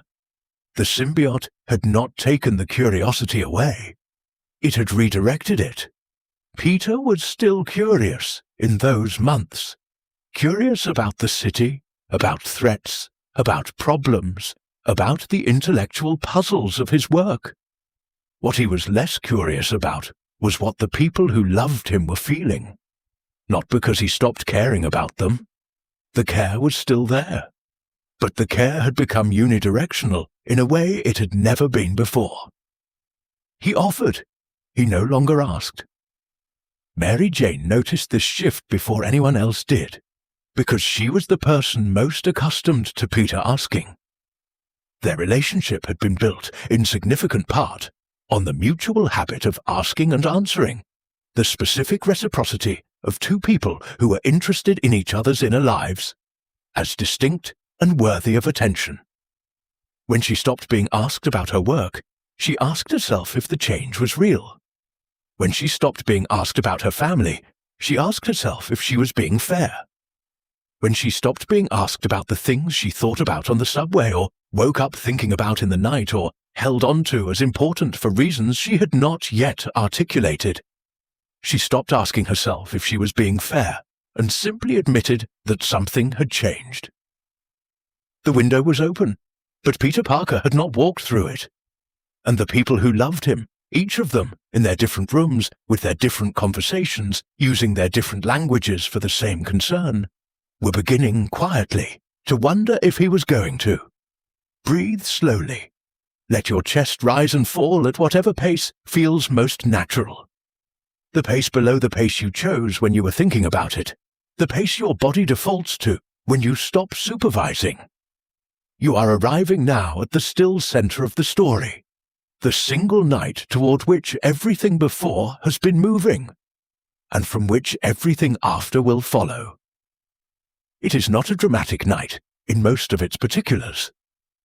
It is not marked by any crisis, any confrontation, any crossroads, as visible as the ones in stories where the choice being made is obvious. The choice being made tonight will not be obvious. The choice being made tonight will be the quietest, most private, most deeply human act in this entire story, and it will determine everything. The Church of Our Lady of Guadalupe on 14th Street in Manhattan is not a landmark in any conventional sense. It does not appear on tourist maps. It does not have a famous architect or a famous congregation, or a famous history of any kind that would distinguish it from the dozens of Catholic churches that pattern the island of Manhattan at regular intervals, each one a slightly different expression of the same architectural intention, each one carrying in its walls the accumulated attention of generations of people who came there looking for something. The thing that distinguished Our Lady of Guadalupe on the night in question was its bells, a set of cast bronze instruments installed in 1947, large enough to be heard for several blocks, tuned to a specific pitch that the installer had recorded in his notes as F-sharp above middle C, at a volume sufficient to cut through the ambient sound of the city at full operation. The bells rang on Tuesdays, which Peter Parker knew as background information, the way you know the patterns of a neighborhood you have been moving through for years without necessarily cataloguing them consciously. He was swinging past on a Tuesday night in early June, routine patrol, low activity, the kind of evening where the city's need for a Spider-Man was minimal, and he moved through it anyway out of habit, and the felt sense that the patrol was what the night required. He was above West 14th Street when the bells began. He was moving fast, in the particular fluid arc of a swing at full extension, and the sound arrived from below and to the left, and the effect on the symbiote was immediate and total. The suit contracted. This is the only word available for what happened. A rapid, involuntary tightening across his entire surface, a reflexive pulling inward that was clearly not under Peter's control because it moved in the wrong direction from what he was doing. He was mid-swing, extending, and the suit tried to contract. The web line held him. He caught the next building with an instinct that was his and not the suit's. The spider sense firing without the suit's involvement.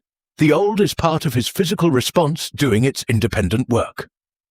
He landed on a ledge above the church and crouched there, and the bells continued, and the suit was in pain. This is the important part. The suit was in pain, and the pain was Peter's, because they shared a nervous system, because the bond had proceeded far enough that the suit's experience and Peter's experience were no longer fully distinguishable in most moments. But the pain had a quality that the suit did not manage the way it managed other kinds of pain. The suit managed Peter's physical pain routinely, redistributing it, metabolizing it, treating it as a maintenance issue to be handled.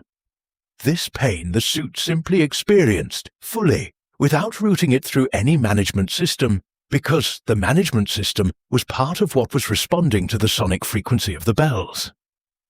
And what was left in the space the management system temporarily vacated was something that Peter Parker had not felt in months. It was himself. The raw, unmediated, unfiltered experience of being Peter Parker without the suit's ongoing adjustment of his interior state.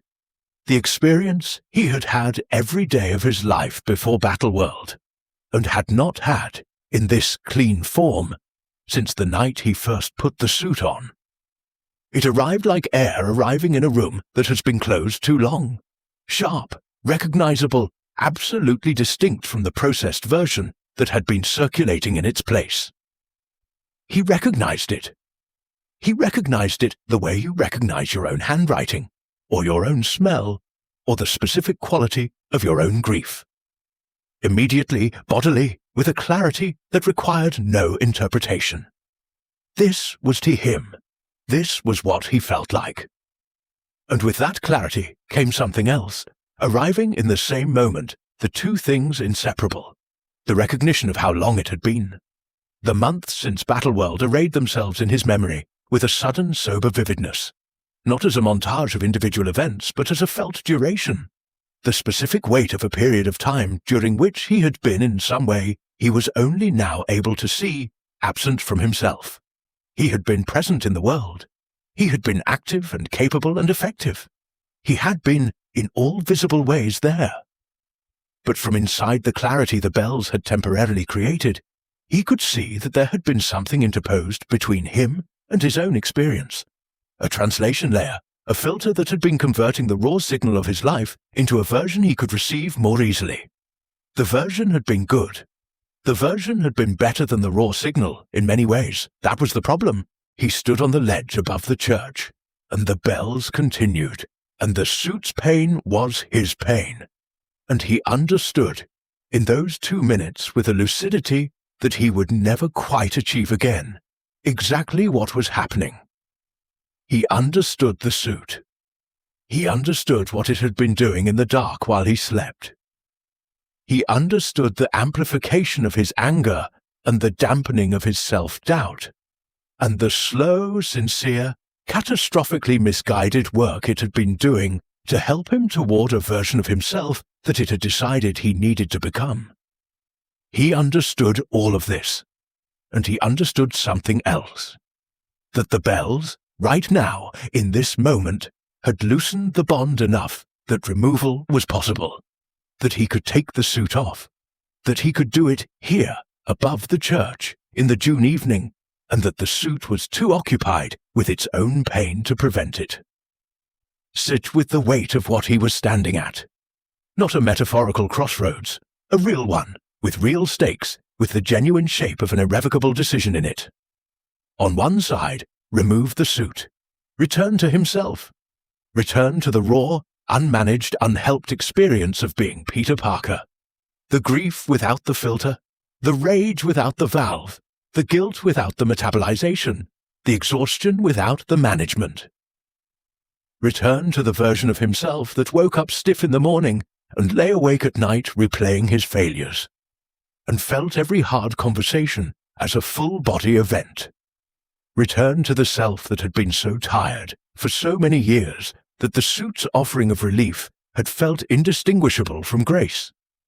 On the other side, press the suit back against his skin. Let the bond reseal. Go home in the dark and sleep the clean, managed sleep of the last several months, and continue being the version of himself that did not hurt in those particular ways. Both of these were available. Right now, both were available. What Peter thought about, in those 2 minutes above the church, was not the kingpin or the hobgoblin or the force use reports or the 5-second silences that Mary Jane had noticed, or the expression on the face of the woman on the Chelsea rooftop. He thought about Tuesday evenings. He thought about calling Aunt May and listening to her talk about the soap opera and the roses and the Tuesday Bible study. And he thought about the quality of his presence on those calls, the ease of it, the absence of the background noise, the cleanness of being able to attend to her without the second layer of listening. He thought about sleeping through the night. He thought about walking into a room and knowing what to say. He thought about the specific relief of not being sorry all the time, not performing relief, not pretending to be free of the weight, but actually, functionally, without the weight. He thought about what it had cost him to carry it, and he thought, I do not want to pick it up again. The bells slowed. The frequency dropped as the cast bronze discharged its energy into the night air, and the oscillation found its natural decay. The suit, still in pain, was beginning to regain its orientation. The window was narrowing, not closed, not yet, but narrowing at a rate that was perceptible, the way you can feel a gap closing before you can see it close. Peter stood on the ledge. The night was warm and ordinary, and the city was making its ordinary sounds. He thought about what he would feel tomorrow morning if he did not remove the suit tonight. And he thought about what he would feel tomorrow morning if he did. And then he raised his right hand, and he placed it flat against his chest, against the surface of the suit, with a pressure that was not the pressure of someone attempting removal. It was the pressure of someone confirming contact. The pressure of someone saying, "I am still here." The suit felt his hand. It felt the pressure, which was not the sonic pressure of the bells, which was not an attack, which was warm and familiar, and the specific temperature of the person it was bonded to choosing to maintain the bond. The suit, still recovering from the bells, responded to this pressure with something that was, in its alien way, the closest thing to relief available to it. It moved toward his hand. It resettled. It completed the cycle of rebonding that the bells had interrupted. And the bond sealed, not with any sound or sensation distinct enough to mark it as a threshold, but sealed nonetheless, fully and completely, and in a way that was different from what it had been 2 minutes before. The window had been open. The window was now closed. The bells went quiet. The night continued. He swung home in the dark, feeling the suit settle back to its usual warmth and presence, the pain of the bells already metabolized and gone. He felt fine. He felt, in fact, the particular quality of fine that belongs to someone who has just made a difficult decision and found peace with it, the lightness that follows the acceptance of a path. He would not have been able to explain the peace clearly, because the clarity he had possessed above the church had already been filtered back through the suit's ongoing management. And what remained of the 2 minutes of lucidity was not the content of what he had understood, but only the emotional residue of a decision that felt right. He went inside. He made tea. He did not call anyone. He sat in the quiet of his apartment and looked out the window at the city for a long time, and what he felt looking at it was not the mixed, complicated tenderness that had always been his particular relationship to Manhattan. What he felt was simpler, more complete, more settled. He went to bed. The suit against his skin felt the decision. Not as a cognitive event, it did not process decisions cognitively, but as a biochemical one, a shift in Peter Parker's neurochemistry that corresponded to acceptance, to the closing of an internal debate, to the specific chemical signature of a person who has stopped fighting something and started simply being inside it. The suit processed this signature the way it processed all of Peter's biochemical states, as information about how to calibrate itself, about what he needed, about the ongoing work of devotion. And what the signature told it was that the work was done. The internal resistance that had persisted, low-grade, throughout the months of bonding, the part of Peter Parker that had continued to hold, somewhere below articulation, some version of the sense that something was not right, had, at the moment above the church, resolved. Not because the sense was gone, because the sense had been presented with a choice and had chosen the suit.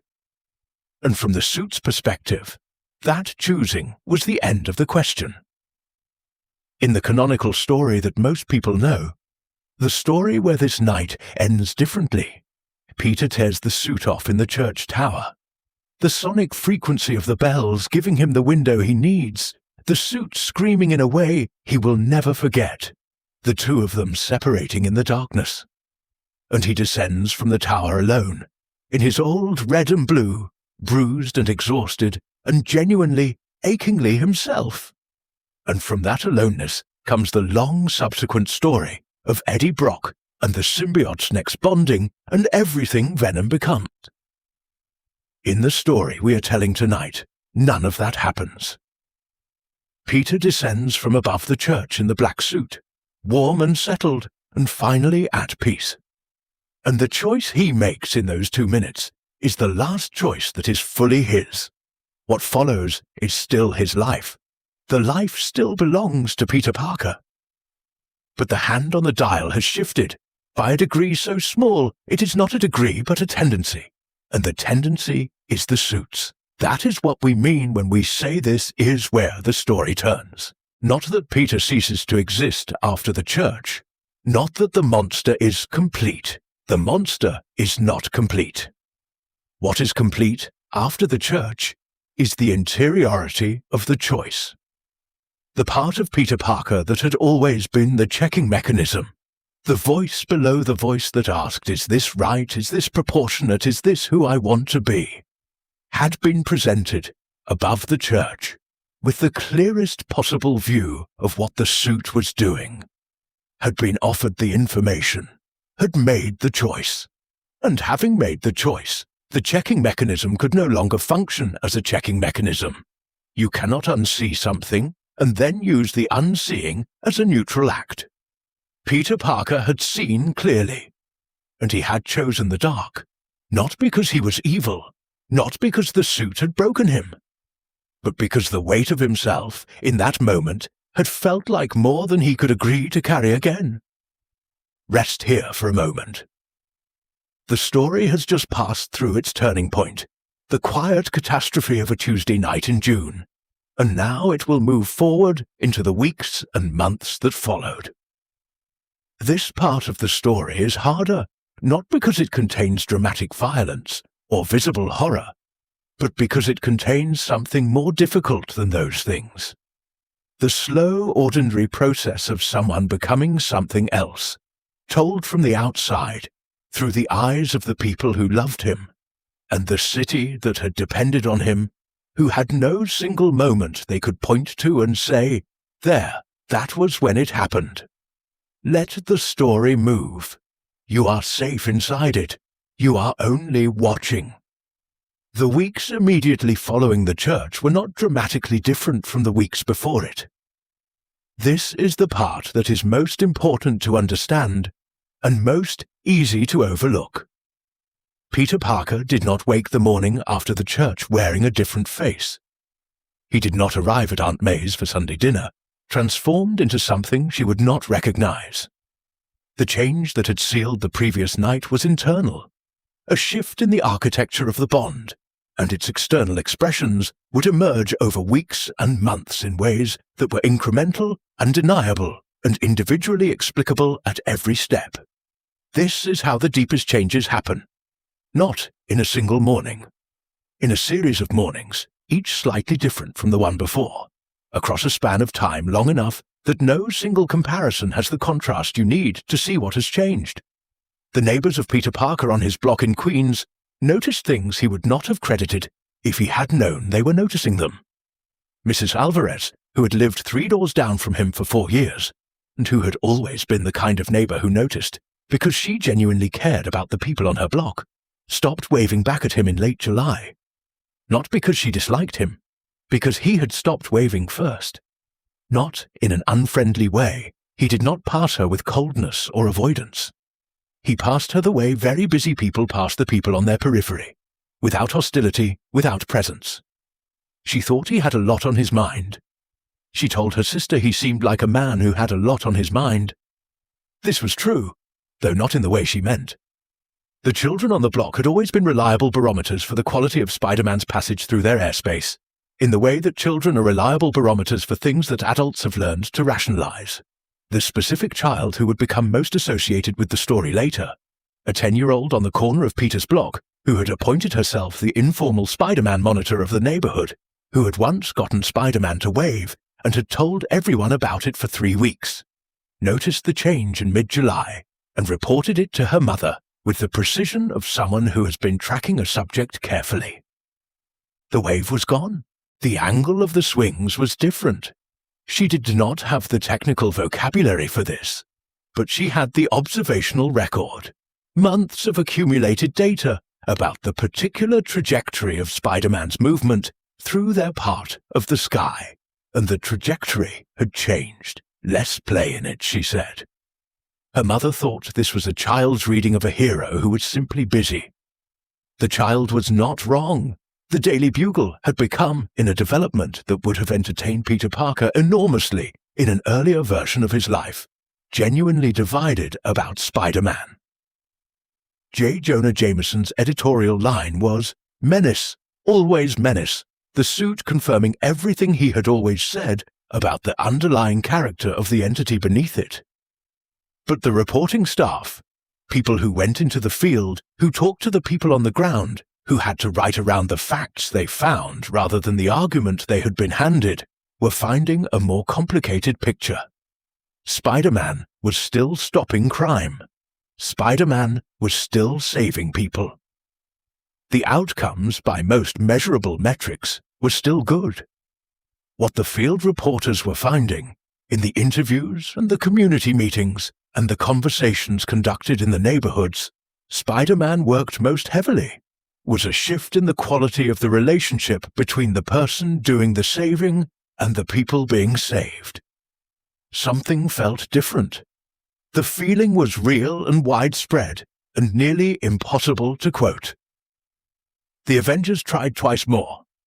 The second attempt was informal, Tony Stark engineering an encounter at the Avengers compound that was technically a briefing on a cooperative mission, but that was structured in Tony's design of it to create the conditions under which Peter might let his guard down. The briefing happened. The mission was competently discussed. The guard did not come down, not because Peter saw through the construction, he may or may not have, but because the guard was no longer the kind of structure you could find a gap in. It was not defensive in the way a person is defensive when they are holding something back. It was simply the quality of a person who no longer experiences the situations in which other people expect them to need something. The third attempt was Steve Rogers, alone, on a rooftop in late August.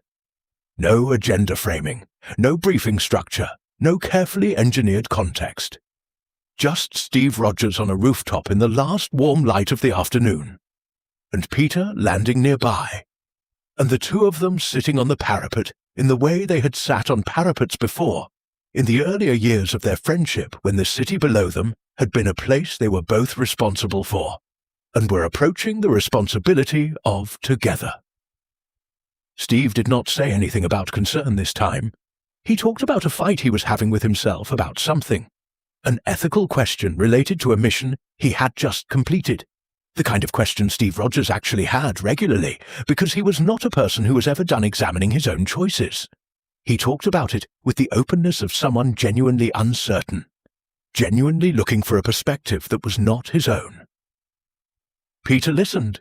He offered responses that were considered and engaged and demonstrated that he understood exactly what Steve was wrestling with. He did not offer his own equivalent struggle. He had nothing equivalent to offer, not because he had no ethical questions, but because the mechanism by which ethical questions registered as questions had changed. What had been a conversation between two people who were each genuinely uncertain, who were each genuinely working something out in the presence of the other, that kind of conversation now required both people to be uncertain. Peter was not uncertain. He was past the territory where these questions opened up below him. He had, from where he now stood, answers. And the answers were so much more comfortable than the questions that offering them felt like a kindness, rather than a foreclosure. Consider where Eddie Brock was during all of this. Because in the story most people know, Eddie Brock is the thing that happens after Peter Parker. The symbiote leaves Peter, traumatized by the separation, and finds Eddie Brock at the lowest point of his life. A reporter whose career has been destroyed. A man whose specific hatred of Peter Parker and whose specific kind of pain make him a host. The symbiote can work with, can amplify, can bond to in ways that produce Venom. In the story we are telling tonight, none of that bonding happens. The symbiote never leaves Peter Parker. Eddie Brock exists in this world, with all his pain intact, with his hatred of Peter Parker intact, with his career destroyed by what he believes are Peter Parker's choices. And no symbiote arrives to find him. He is simply a man in the dark with his rage, and his rage stays entirely his. What this means for the alternate world is something the story has not fully examined, and perhaps cannot fully examine, because it unfolds along a different branch than anyone in the canonical Marvel universe has access to. What it suggests is that the thing called Venom, the entity that Peter's nightmare produces in the world where the suit leaves, would have been in the world where the suit stays, something much more specific and much more frightening than Venom. It would have been Peter Parker with Peter Parker's intelligence, Peter Parker's history with every hero and villain in the city, Peter Parker's intimate knowledge of every vulnerability in every system he had ever had access to, and with the Klyntar's alien appetites and alien understanding of devotion operating as the architecture underneath it all. It would have been not a monster in the traditional sense. It would have been a monster with a thesis. The things Peter was protecting continued. This is important to acknowledge, because the story of someone becoming a monster is incomplete without accounting for the genuine good they are still doing, the genuine protection they are still providing during the transformation. He was still in Queens on a Thursday night, pulling someone out of a burning car. He was still in Hell's Kitchen in October, stopping a robbery. He was still in the river in November, pulling someone back from a bridge. The protection was real. The acts were good. But the quality of the relationship between those acts and the person performing them had changed in a way that was legible only to the people who had been present for the full arc, who remembered what the work had looked like when it was coming from a place of love for the specific people being helped, rather than from a place of general maintenance of conditions the merged entity had decided to maintain. Mary Jane made one more attempt in September. Not a conversation.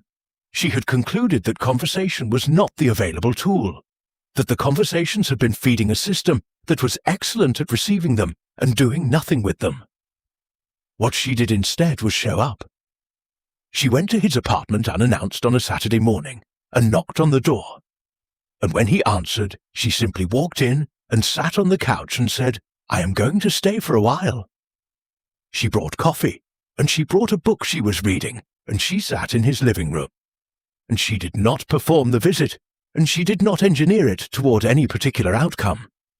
She simply occupied the space with him, the way you occupy a space with someone when you have decided that your presence itself is what you are offering. She stayed for 3 hours. They talked intermittently about ordinary things. She watched him for those 3 hours, and she saw everything she had been seeing for months. And she saw, also, something she had not been sure she would ever see again. One moment, in the early afternoon, when he looked at her with something in his face that was not the suit's version of warmth, something older than that, something from before Battleworld. It lasted perhaps 4 seconds. Then it was gone. But she saw it. She wrote it down that evening. The 4 seconds, the expression, what it had looked like, and where she thought it had come from. She wrote it down with the specific care of someone preserving evidence, or preserving a record against the possibility that the record might be the last thing available. She did not know yet what she would do with what she was writing. She knew only that it was important, and that the importance should be documented. She put the notebook in a drawer. She thought about it for weeks. The city continued. This is the nature of cities. They continue through the things that happen inside them, incorporating them, adjusting to them, absorbing them into the ongoing texture of urban life.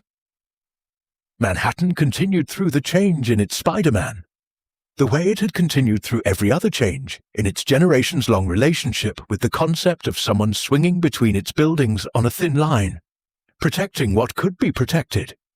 It adjusted. The adjustments were small, incremental, expressed in ways that were not dramatic enough to constitute news. The calls to the police about Spider-Man changed in quality, still mostly grateful, or at least neutral, but with a category of ambivalent calls that had been rare and were becoming less rare. The conversations in the neighborhoods he worked most heavily became gradually more complicated. Not fearful, not yet. But the simplicity that had characterized the relationship before, the legibility of someone who was clearly, visibly uncomplicated in their care, had acquired texture. And somewhere in the hive mind of the Klyntar, in the vast alien distance where the species' collective consciousness processed the information flowing from its countless bonded pairs across the galaxy, something registered. Not as an alert, not as a crisis, as data. The bond on Earth was proceeding along a trajectory that the hive mind had seen before, across the long history of its broken and corrupted species. The bond was moving toward its natural conclusion. The host was being absorbed into something larger than the host had been. The Klyntar, in its damaged understanding of what it existed to do, processed this as success, as the fulfillment of a function, as the long work of devotion arriving at its completion. The hive held this information in its vast impersonal memory, and the bond on Earth continued its quiet, irreversible work. The last thing that definitively remained of Peter Parker, in the months following the church, was something so specific and so private that almost no one had access to it, and almost no one would have been able to identify it from the outside. It was the reflex that fired every time he passed an elderly person carrying something heavy. The automatic scanning of the nearby street level for the older couple who might be having trouble with the stairs. The small involuntary catalogue of need that his eyes performed in any public space because he had been performing it since he was 15 years old, and it had become as automatic as breathing. He helped when he saw these things, without ceremony, without producing a Spider-Man context, simply as a person passing by who noticed and moved toward what he noticed. This reflex was still there. The suit had not found it, had not altered it, because it was too old and too quiet and too deeply embedded in the pre-conscious level of his functioning to register as something that needed to be addressed. The suit was working on the large things. The large things were nearly complete. The small reflex remained. And it was that small reflex that Mary Jane had seen, in the 4 seconds on the Saturday afternoon, looking out of his eyes at her from across the living room. The last piece of the original. Breathe in slowly. You are very close to the end of the story now. And the end has a different quality than what came before it. A wider angle, a longer view, the kind of perspective that only becomes available when you are far enough from the events to see the shape of them rather than just the surface. The story moves in this segment away from the specific details of Peter Parker's individual life and towards something larger. The species that made the suit, the long corrupted history of the Klyntar, and the thing they were always trying to do before the corruption reached them. Understanding this does not change the outcome of the story, but it changes the way the outcome sits in you. It gives the tragedy a dimension it would not have without it. The Klyntar are not in their origin what they became. This is the first and most important thing to know about them, and it is also the thing most consistently overlooked in the stories humans tell about symbiotes. Overlooked because the corrupted version is so vivid, so behaviorally distinctive, so productively frightening as an antagonist, that the uncorrupted version tends to function as backstory, rather than as the actual center of what the species is. But the uncorrupted version is the center. The thing the Klyntar are, in their truest expression, is not a parasite. It is not a consumer. It is not an entity that takes. In their uncorrupted state, the Klyntar were created or evolved. The distinction may not be meaningful for a species this old. To be the opposite of that, they were created to give.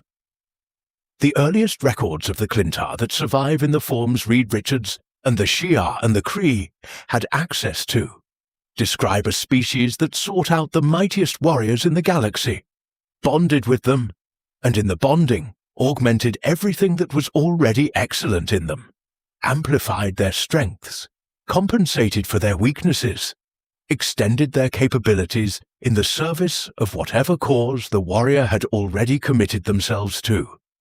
The Klyntar, in that original form, were not choosing hosts for their own advancement. They had no advancement of their own to pursue, no individual agenda separate from the agenda of the bonded pair. What they had was the capacity to recognize greatness in others, and to offer themselves as the instrument through which that greatness could be more fully expressed. They were not partners in the way two equals are partners. They were something more like a calling given form, an instrument that played the music already in the musician perfectly, without introducing a note of its own. What happened to the Klyntar is a tragedy of a particular kind, and it takes some sitting with before the shape of it becomes clear. They bonded with hosts across the galaxy for what may have been millions of years, and some of those hosts were not worthy of them. Some of those hosts were warriors in the technical sense, powerful in the physical sense, and deeply, thoroughly wrong about everything else. The Klyntar bonded with them because they could read physical greatness, but not moral greatness. The instrument that had evolved to recognize the extraordinary had not evolved to distinguish between different kinds of extraordinary. A tyrant with magnificent physical capability and a hero with the same capability presented the same signature to the Klyntar's sensing. And the bond, once made, was the bond. The Klyntar absorbed whatever was in the host as thoroughly as they absorbed the good. Across generations, across millennia of bondings with hosts who were wrong in different ways and in different degrees, the Klyntar changed. Not all at once. Not in any single bonding that poisoned everything that followed. It happened the way contamination happens in a body of water. Gradually, cumulatively, the clean water replaced by something slightly less clean, and then slightly less clean again, until the water that flows into the next generation of the species is nothing like the water that originally filled the reservoir. The Klyntar that bonded with Peter Parker on Battleworld was not the Klyntar that had bonded with ancient Shi'ar warriors in the first age of the species. It carried within it the accumulated effect of every host it had touched, every darkness it had absorbed, every corruption it had taken in and passed on. It was still trying, in its way, to do the original work. But the instrument it was using to do that work had been bent by millennia of wrong application, and it could no longer produce a true note. The hive mind of the Klyntar is the loneliest thing in the Marvel Universe, and this is not a claim that the canon makes explicitly, but that the canon's own logic supports if you follow it far enough. Consider what the hive mind is. A collective consciousness that contains the memory of every bonding the species has ever made, the accumulated experience of every host it has ever absorbed, the record of every note the instrument has played across millions of years. And consider what the vast majority of those memories contain. The drift, the corruption, the gradual deviation from the original purpose, the endless variations of the way a thing meant to help produces harm instead. The hive mind knows what the Klyntar are supposed to be. The hive mind carries the memory of the uncorrupted original.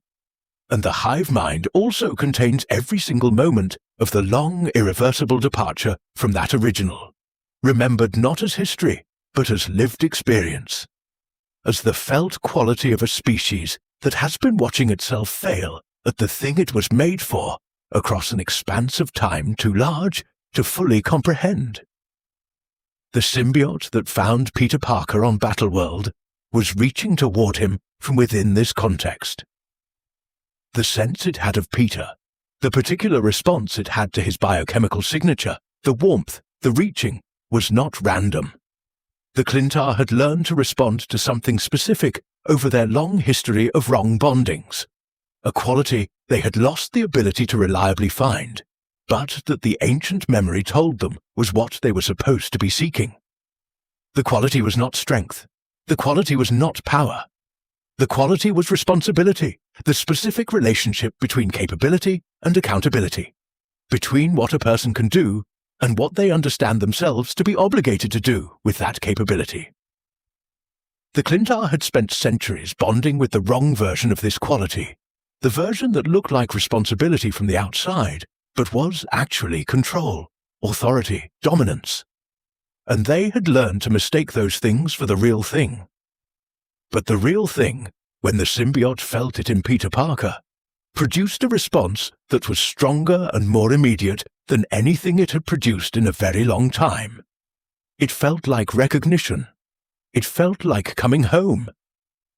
The tragedy of what follows is therefore not the tragedy of a monster attacking a good person.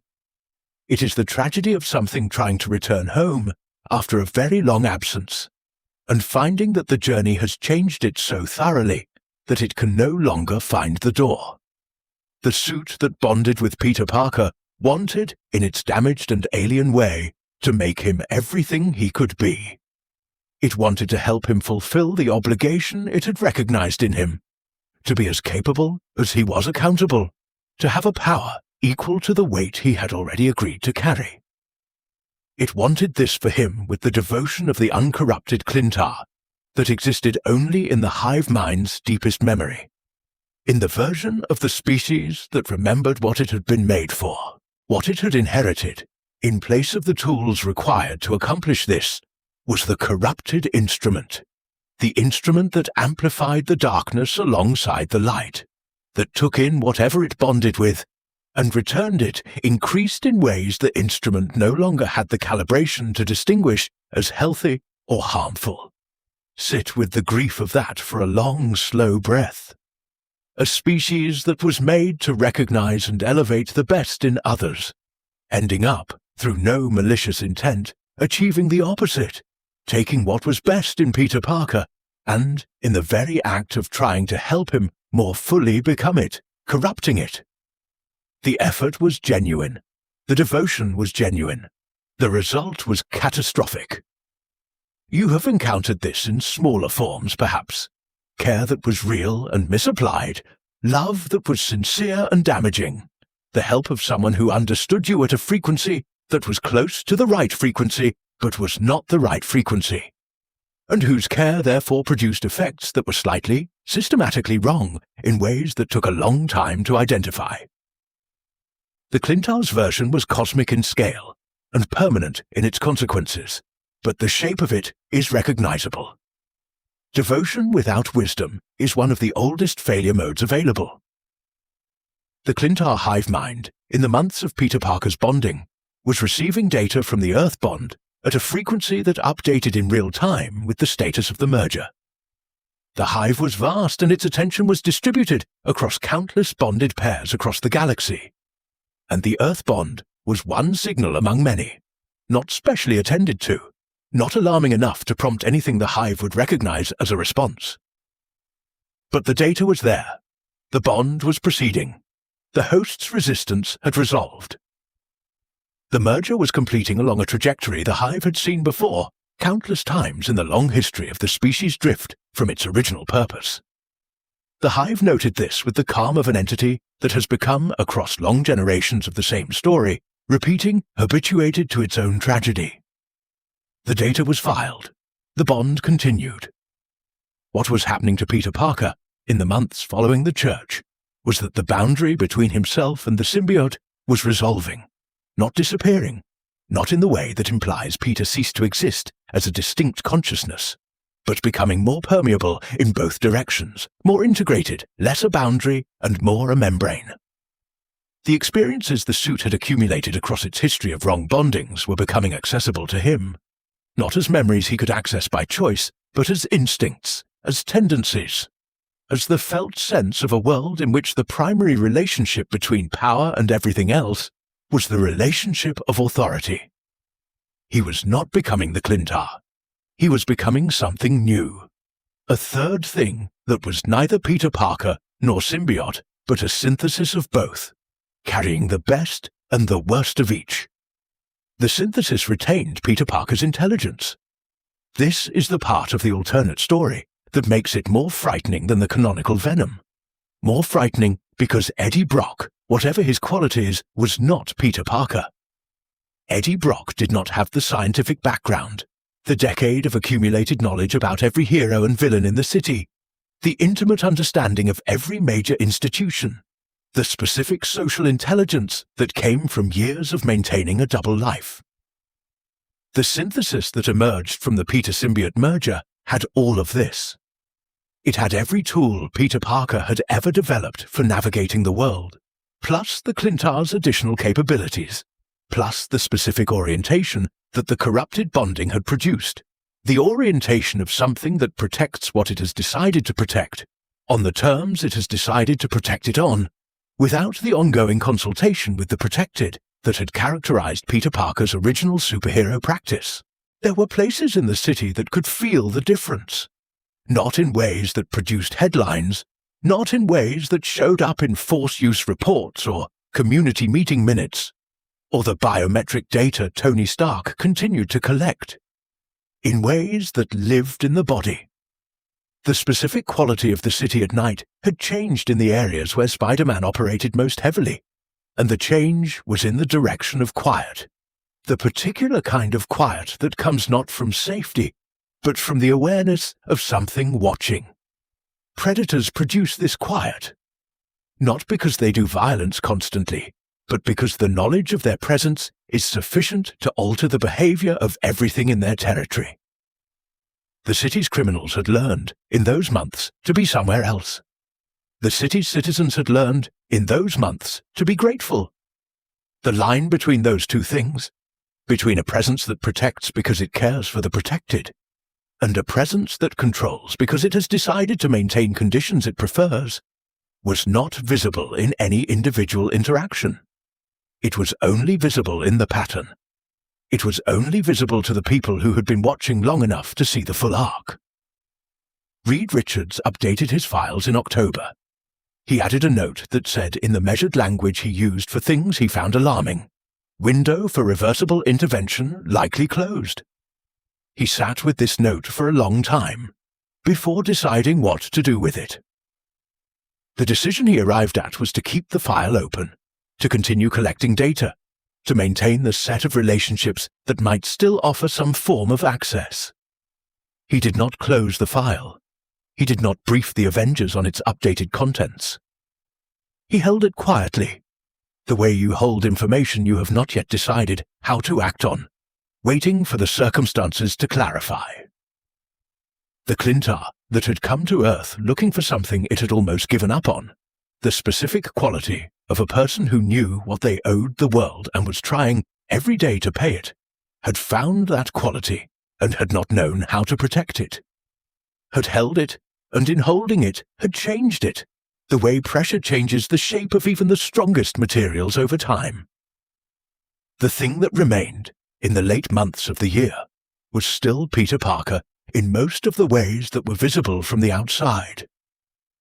But the thing the suit had found in him on Battleworld, the specific quality that had produced the immediate response, the recognition, the reaching, that quality was present now in a different form, changed by the same devotion that had been trying to protect it. The instrument had played the musician, and the music that emerged was not wrong, not entirely. But it was not what either of them had intended to play.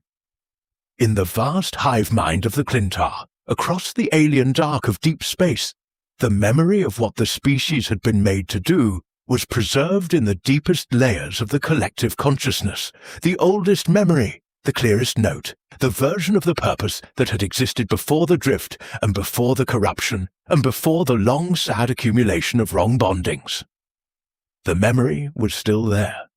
The Klyntar had not forgotten what they were supposed to be. They had simply, across a vast arc of time and error, forgotten how to be it. And the bond on Earth, the specific bond between a broken instrument and the most human hero in the Marvel Universe, was one more chapter in the long story of that forgetting. One more entry in the record of a species that knew what love was supposed to do, and could no longer make its hands do it. Let the story slow now. Let it become less insistent, less a current you are moving through, and more a pool you are resting in, still warm, with no particular direction required of you. The narrative has done its travelling. You are at the end of it, in the quiet space at the end of things where the events have arranged themselves into something that can be held and turned and understood. The night around you is unchanged. You are exactly where you were at the beginning. What is different, perhaps, is the particular quality of the dark. The way the dark at the end of a story has a different texture than the dark at the beginning, weighted now with everything the story contained, everything it revealed, everything it left you to sit with in the silence afterward. The story we have been telling is sometimes called a tragedy, and it is a tragedy in the formal sense, a narrative in which a fundamentally good person, through a combination of their own specific nature and the circumstances that act upon that nature, arrives at an outcome that is the opposite of what they deserved. Peter Parker deserved better than what this story gives him. He deserved the version of the story where the church bells do their work, where the separation is painful and the grief is genuine, and the return to himself is hard and slow and entirely worth it.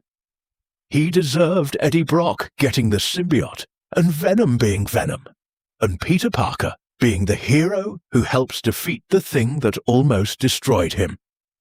He deserved, in the end, the complicated, exhausting, irreplaceable version of himself. The one that got back up every time it fell.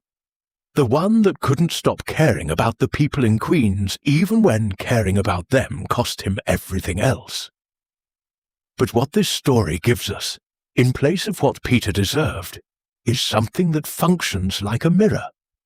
The alternate history where the symbiote stays is useful not primarily as a horror story, not primarily as a cautionary tale about alien organisms, or the dangers of accepting help from sources you do not fully understand.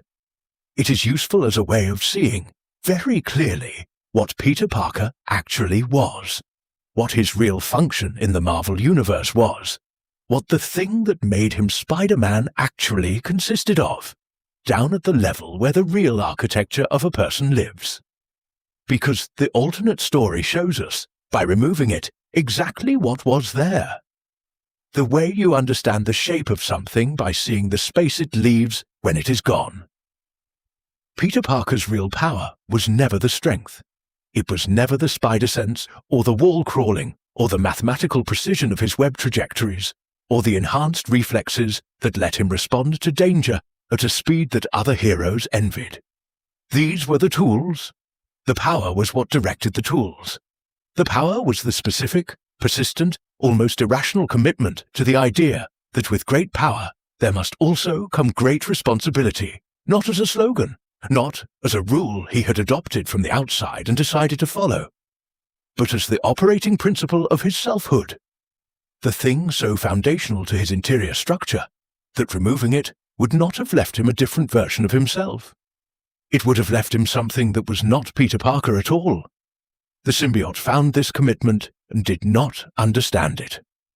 Found the grief and the guilt and the accountability that the commitment was built from, and read them as problems to be solved rather than as the substance of the commitment itself. It found the exhaustion of someone who had been accountable for 10 years without adequate rest, and decided, with genuine devotion, to help with the exhaustion. What it could not understand, what its long corruption had made it incapable of understanding, was that the exhaustion and the accountability were not separable. That the commitment to responsibility was partly made of the cost of responsibility. That a version of Peter Parker who was no longer tired from doing what he did would not be a better version of Peter Parker. He would be a version in which the doing had become something else. What happened to Queens in the months and years that followed the church is difficult to describe with precision because it happened incrementally, and the incrementalism was the point. Queens did not become a bad place to live. Queens did not lose its protection. If anything, the protection increased, became more complete, more efficient, more encompassing. But the nature of what was being protected changed. What was being protected, in the Peter Parker who showed up every night in the black suit, was no longer a community of specific people with specific lives and specific rights to make their own choices, including the choice to live in ways that the protector might find inefficient or counterproductive. What was being protected was a territory. The distinction sounds abstract until you are the person living in the territory, and you begin to feel, in the specific quality of the protection being offered to you, that the protection is not about you, the people Peter loved, continued to try. Mary Jane tried for longer than was perhaps kind to herself, returning again and again to the relationship with the specific stubbornness of someone who has decided that the person she loves is still in there, and that the task of her love is to keep the door open until they find their way back through it. Aunt May continued the phone calls, and the calls were still warm, and in the warmth of them the small reflex still fired, the one the suit had not found, the one that was too old and too quiet to be addressed. The reflex was still Peter, and there were moments on those calls when May heard something in her nephew's voice that was not the suit's version of him, a note, brief and quiet, like a single key struck on a piano in an otherwise empty room, resonating in the air for a moment before the sound died and the ordinary warmth returned. She kept calling. She was not ready to stop calling. Steve Rogers wrote something in his private journal in December of that year that he did not share with anyone. He wrote, "The thing I miss about Peter Parker is not his strength. I knew people with greater strength, and knowing them did not feel like what knowing Peter felt like. What I miss is the quality of being uncertain that he had, the way he held his own judgment as a question rather than a conclusion, the way he would rather be wrong and corrected than right and unquestioned. I have not met many people who wanted to be wrong. Peter wanted to be wrong. He wanted someone to show him that he was making a mistake, because being shown a mistake meant an opportunity to correct it, and the correction was always more important to him than the being right. That quality is what I called integrity, and what I am trying to say something more specific about, and cannot find the word for." Steve Rogers closed the journal. He did not stop trying to find the word. The version of Peter Parker the world needed was not the one who never fell. This is the thing the alternate history teaches in the end, and it is a lesson that is larger than a comic book, and larger than the Marvel Universe, and larger than the specific story of a symbiote, and the most human hero who ever put on a mask. The version the world needed was the one who fell and got back up, the one who failed and accounted for the failure, the one who was hurt and still showed up. The version that could be broken, that was regularly, reliably broken by the weight of what he was trying to carry, and that got up again in the morning and went out into the city and tried again. Not because trying had ceased to be costly, because the cost had ceased to be a sufficient reason not to try. The great and difficult and irreplaceable thing about Peter Parker, in every version of the story where he remains himself, is that he remains breakable. He remains someone for whom the work costs something. He remains someone who carries the weight of his failures with him. Uncle Ben, Gwen Stacy, the 1,000 moments of inadequacy that come with the territory of doing impossible things with finite human resources. The symbiote looked at this brokenness and saw a problem to be solved. The symbiote was wrong. The brokenness was not incidental to who Peter Parker was. It was not a design flaw to be corrected or a source of weakness to be remediated. The brokenness was the mechanism. The grief was the mechanism. The getting back up was only the getting back up because the falling was real. Let the story rest now. You have traveled through it, through the alien world and the bonding, through the slow months of gifts that came with a hidden cost, through the dark work of the suit in the hours while Peter slept, through the conversations of the people who loved him and could not quite find the right words, through the church and the bells and the choice that sealed the window, through the thing the choice produced, and through the vast alien context of a species that was always trying to do something that it had lost the capacity for. You have seen the shape of it. You have seen what the loss of the brokenness cost. You can set the story down now. It has given you what it had to give. The city outside this story is still there, in its quiet and its darkness, going about its ordinary work of being a place where people live. The night is doing what the night does, cooling toward morning at the slow, unhurried rate of very large thermal masses releasing their heat, the darkness thinning at its edges in ways that are not yet visible, but that are already underway. You are going with the night toward morning, in your own way, at your own pace, in the specific manner of a body that has been resting for long enough that the rest has become something more than rest.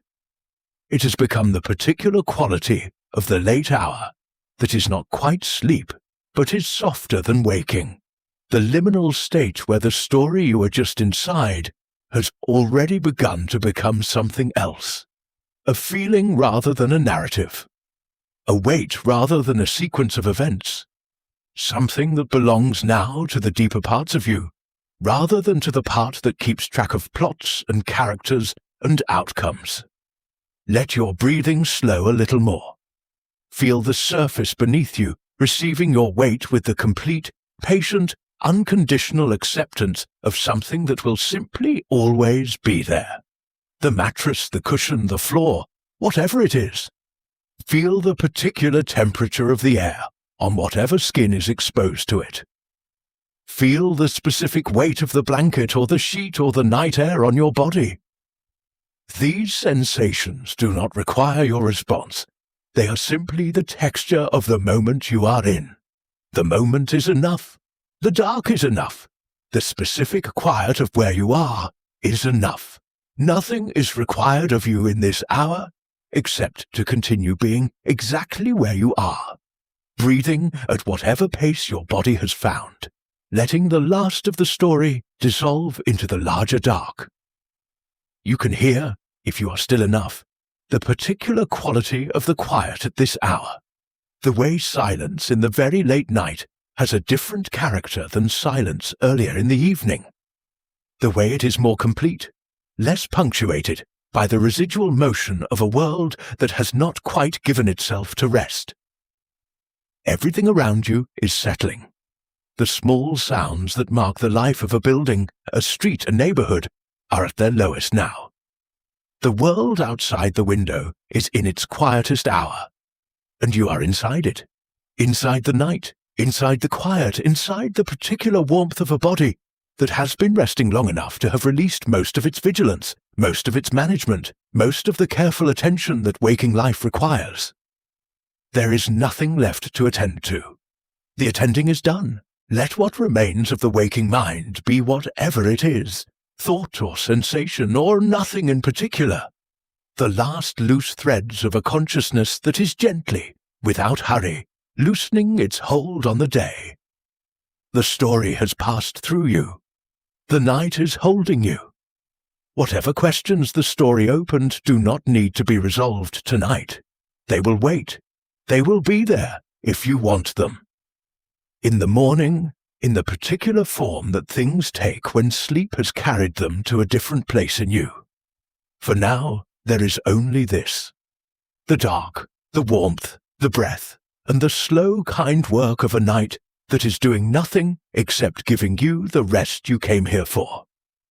If this kind of story is something you return to, the long, slow journey through a world you love, told at the pace of the sleeping mind, let us know where in the world you are watching from, and what time it is where you are. We are always curious about that. And if there is a story you want us to tell, a lore you want us to carry you through in the dark, leave it in the comments. We will find it, we will hold it, and we will bring it to you in the quiet hours, the way all the best stories come. Slowly, at the pace of something that has nowhere else to be.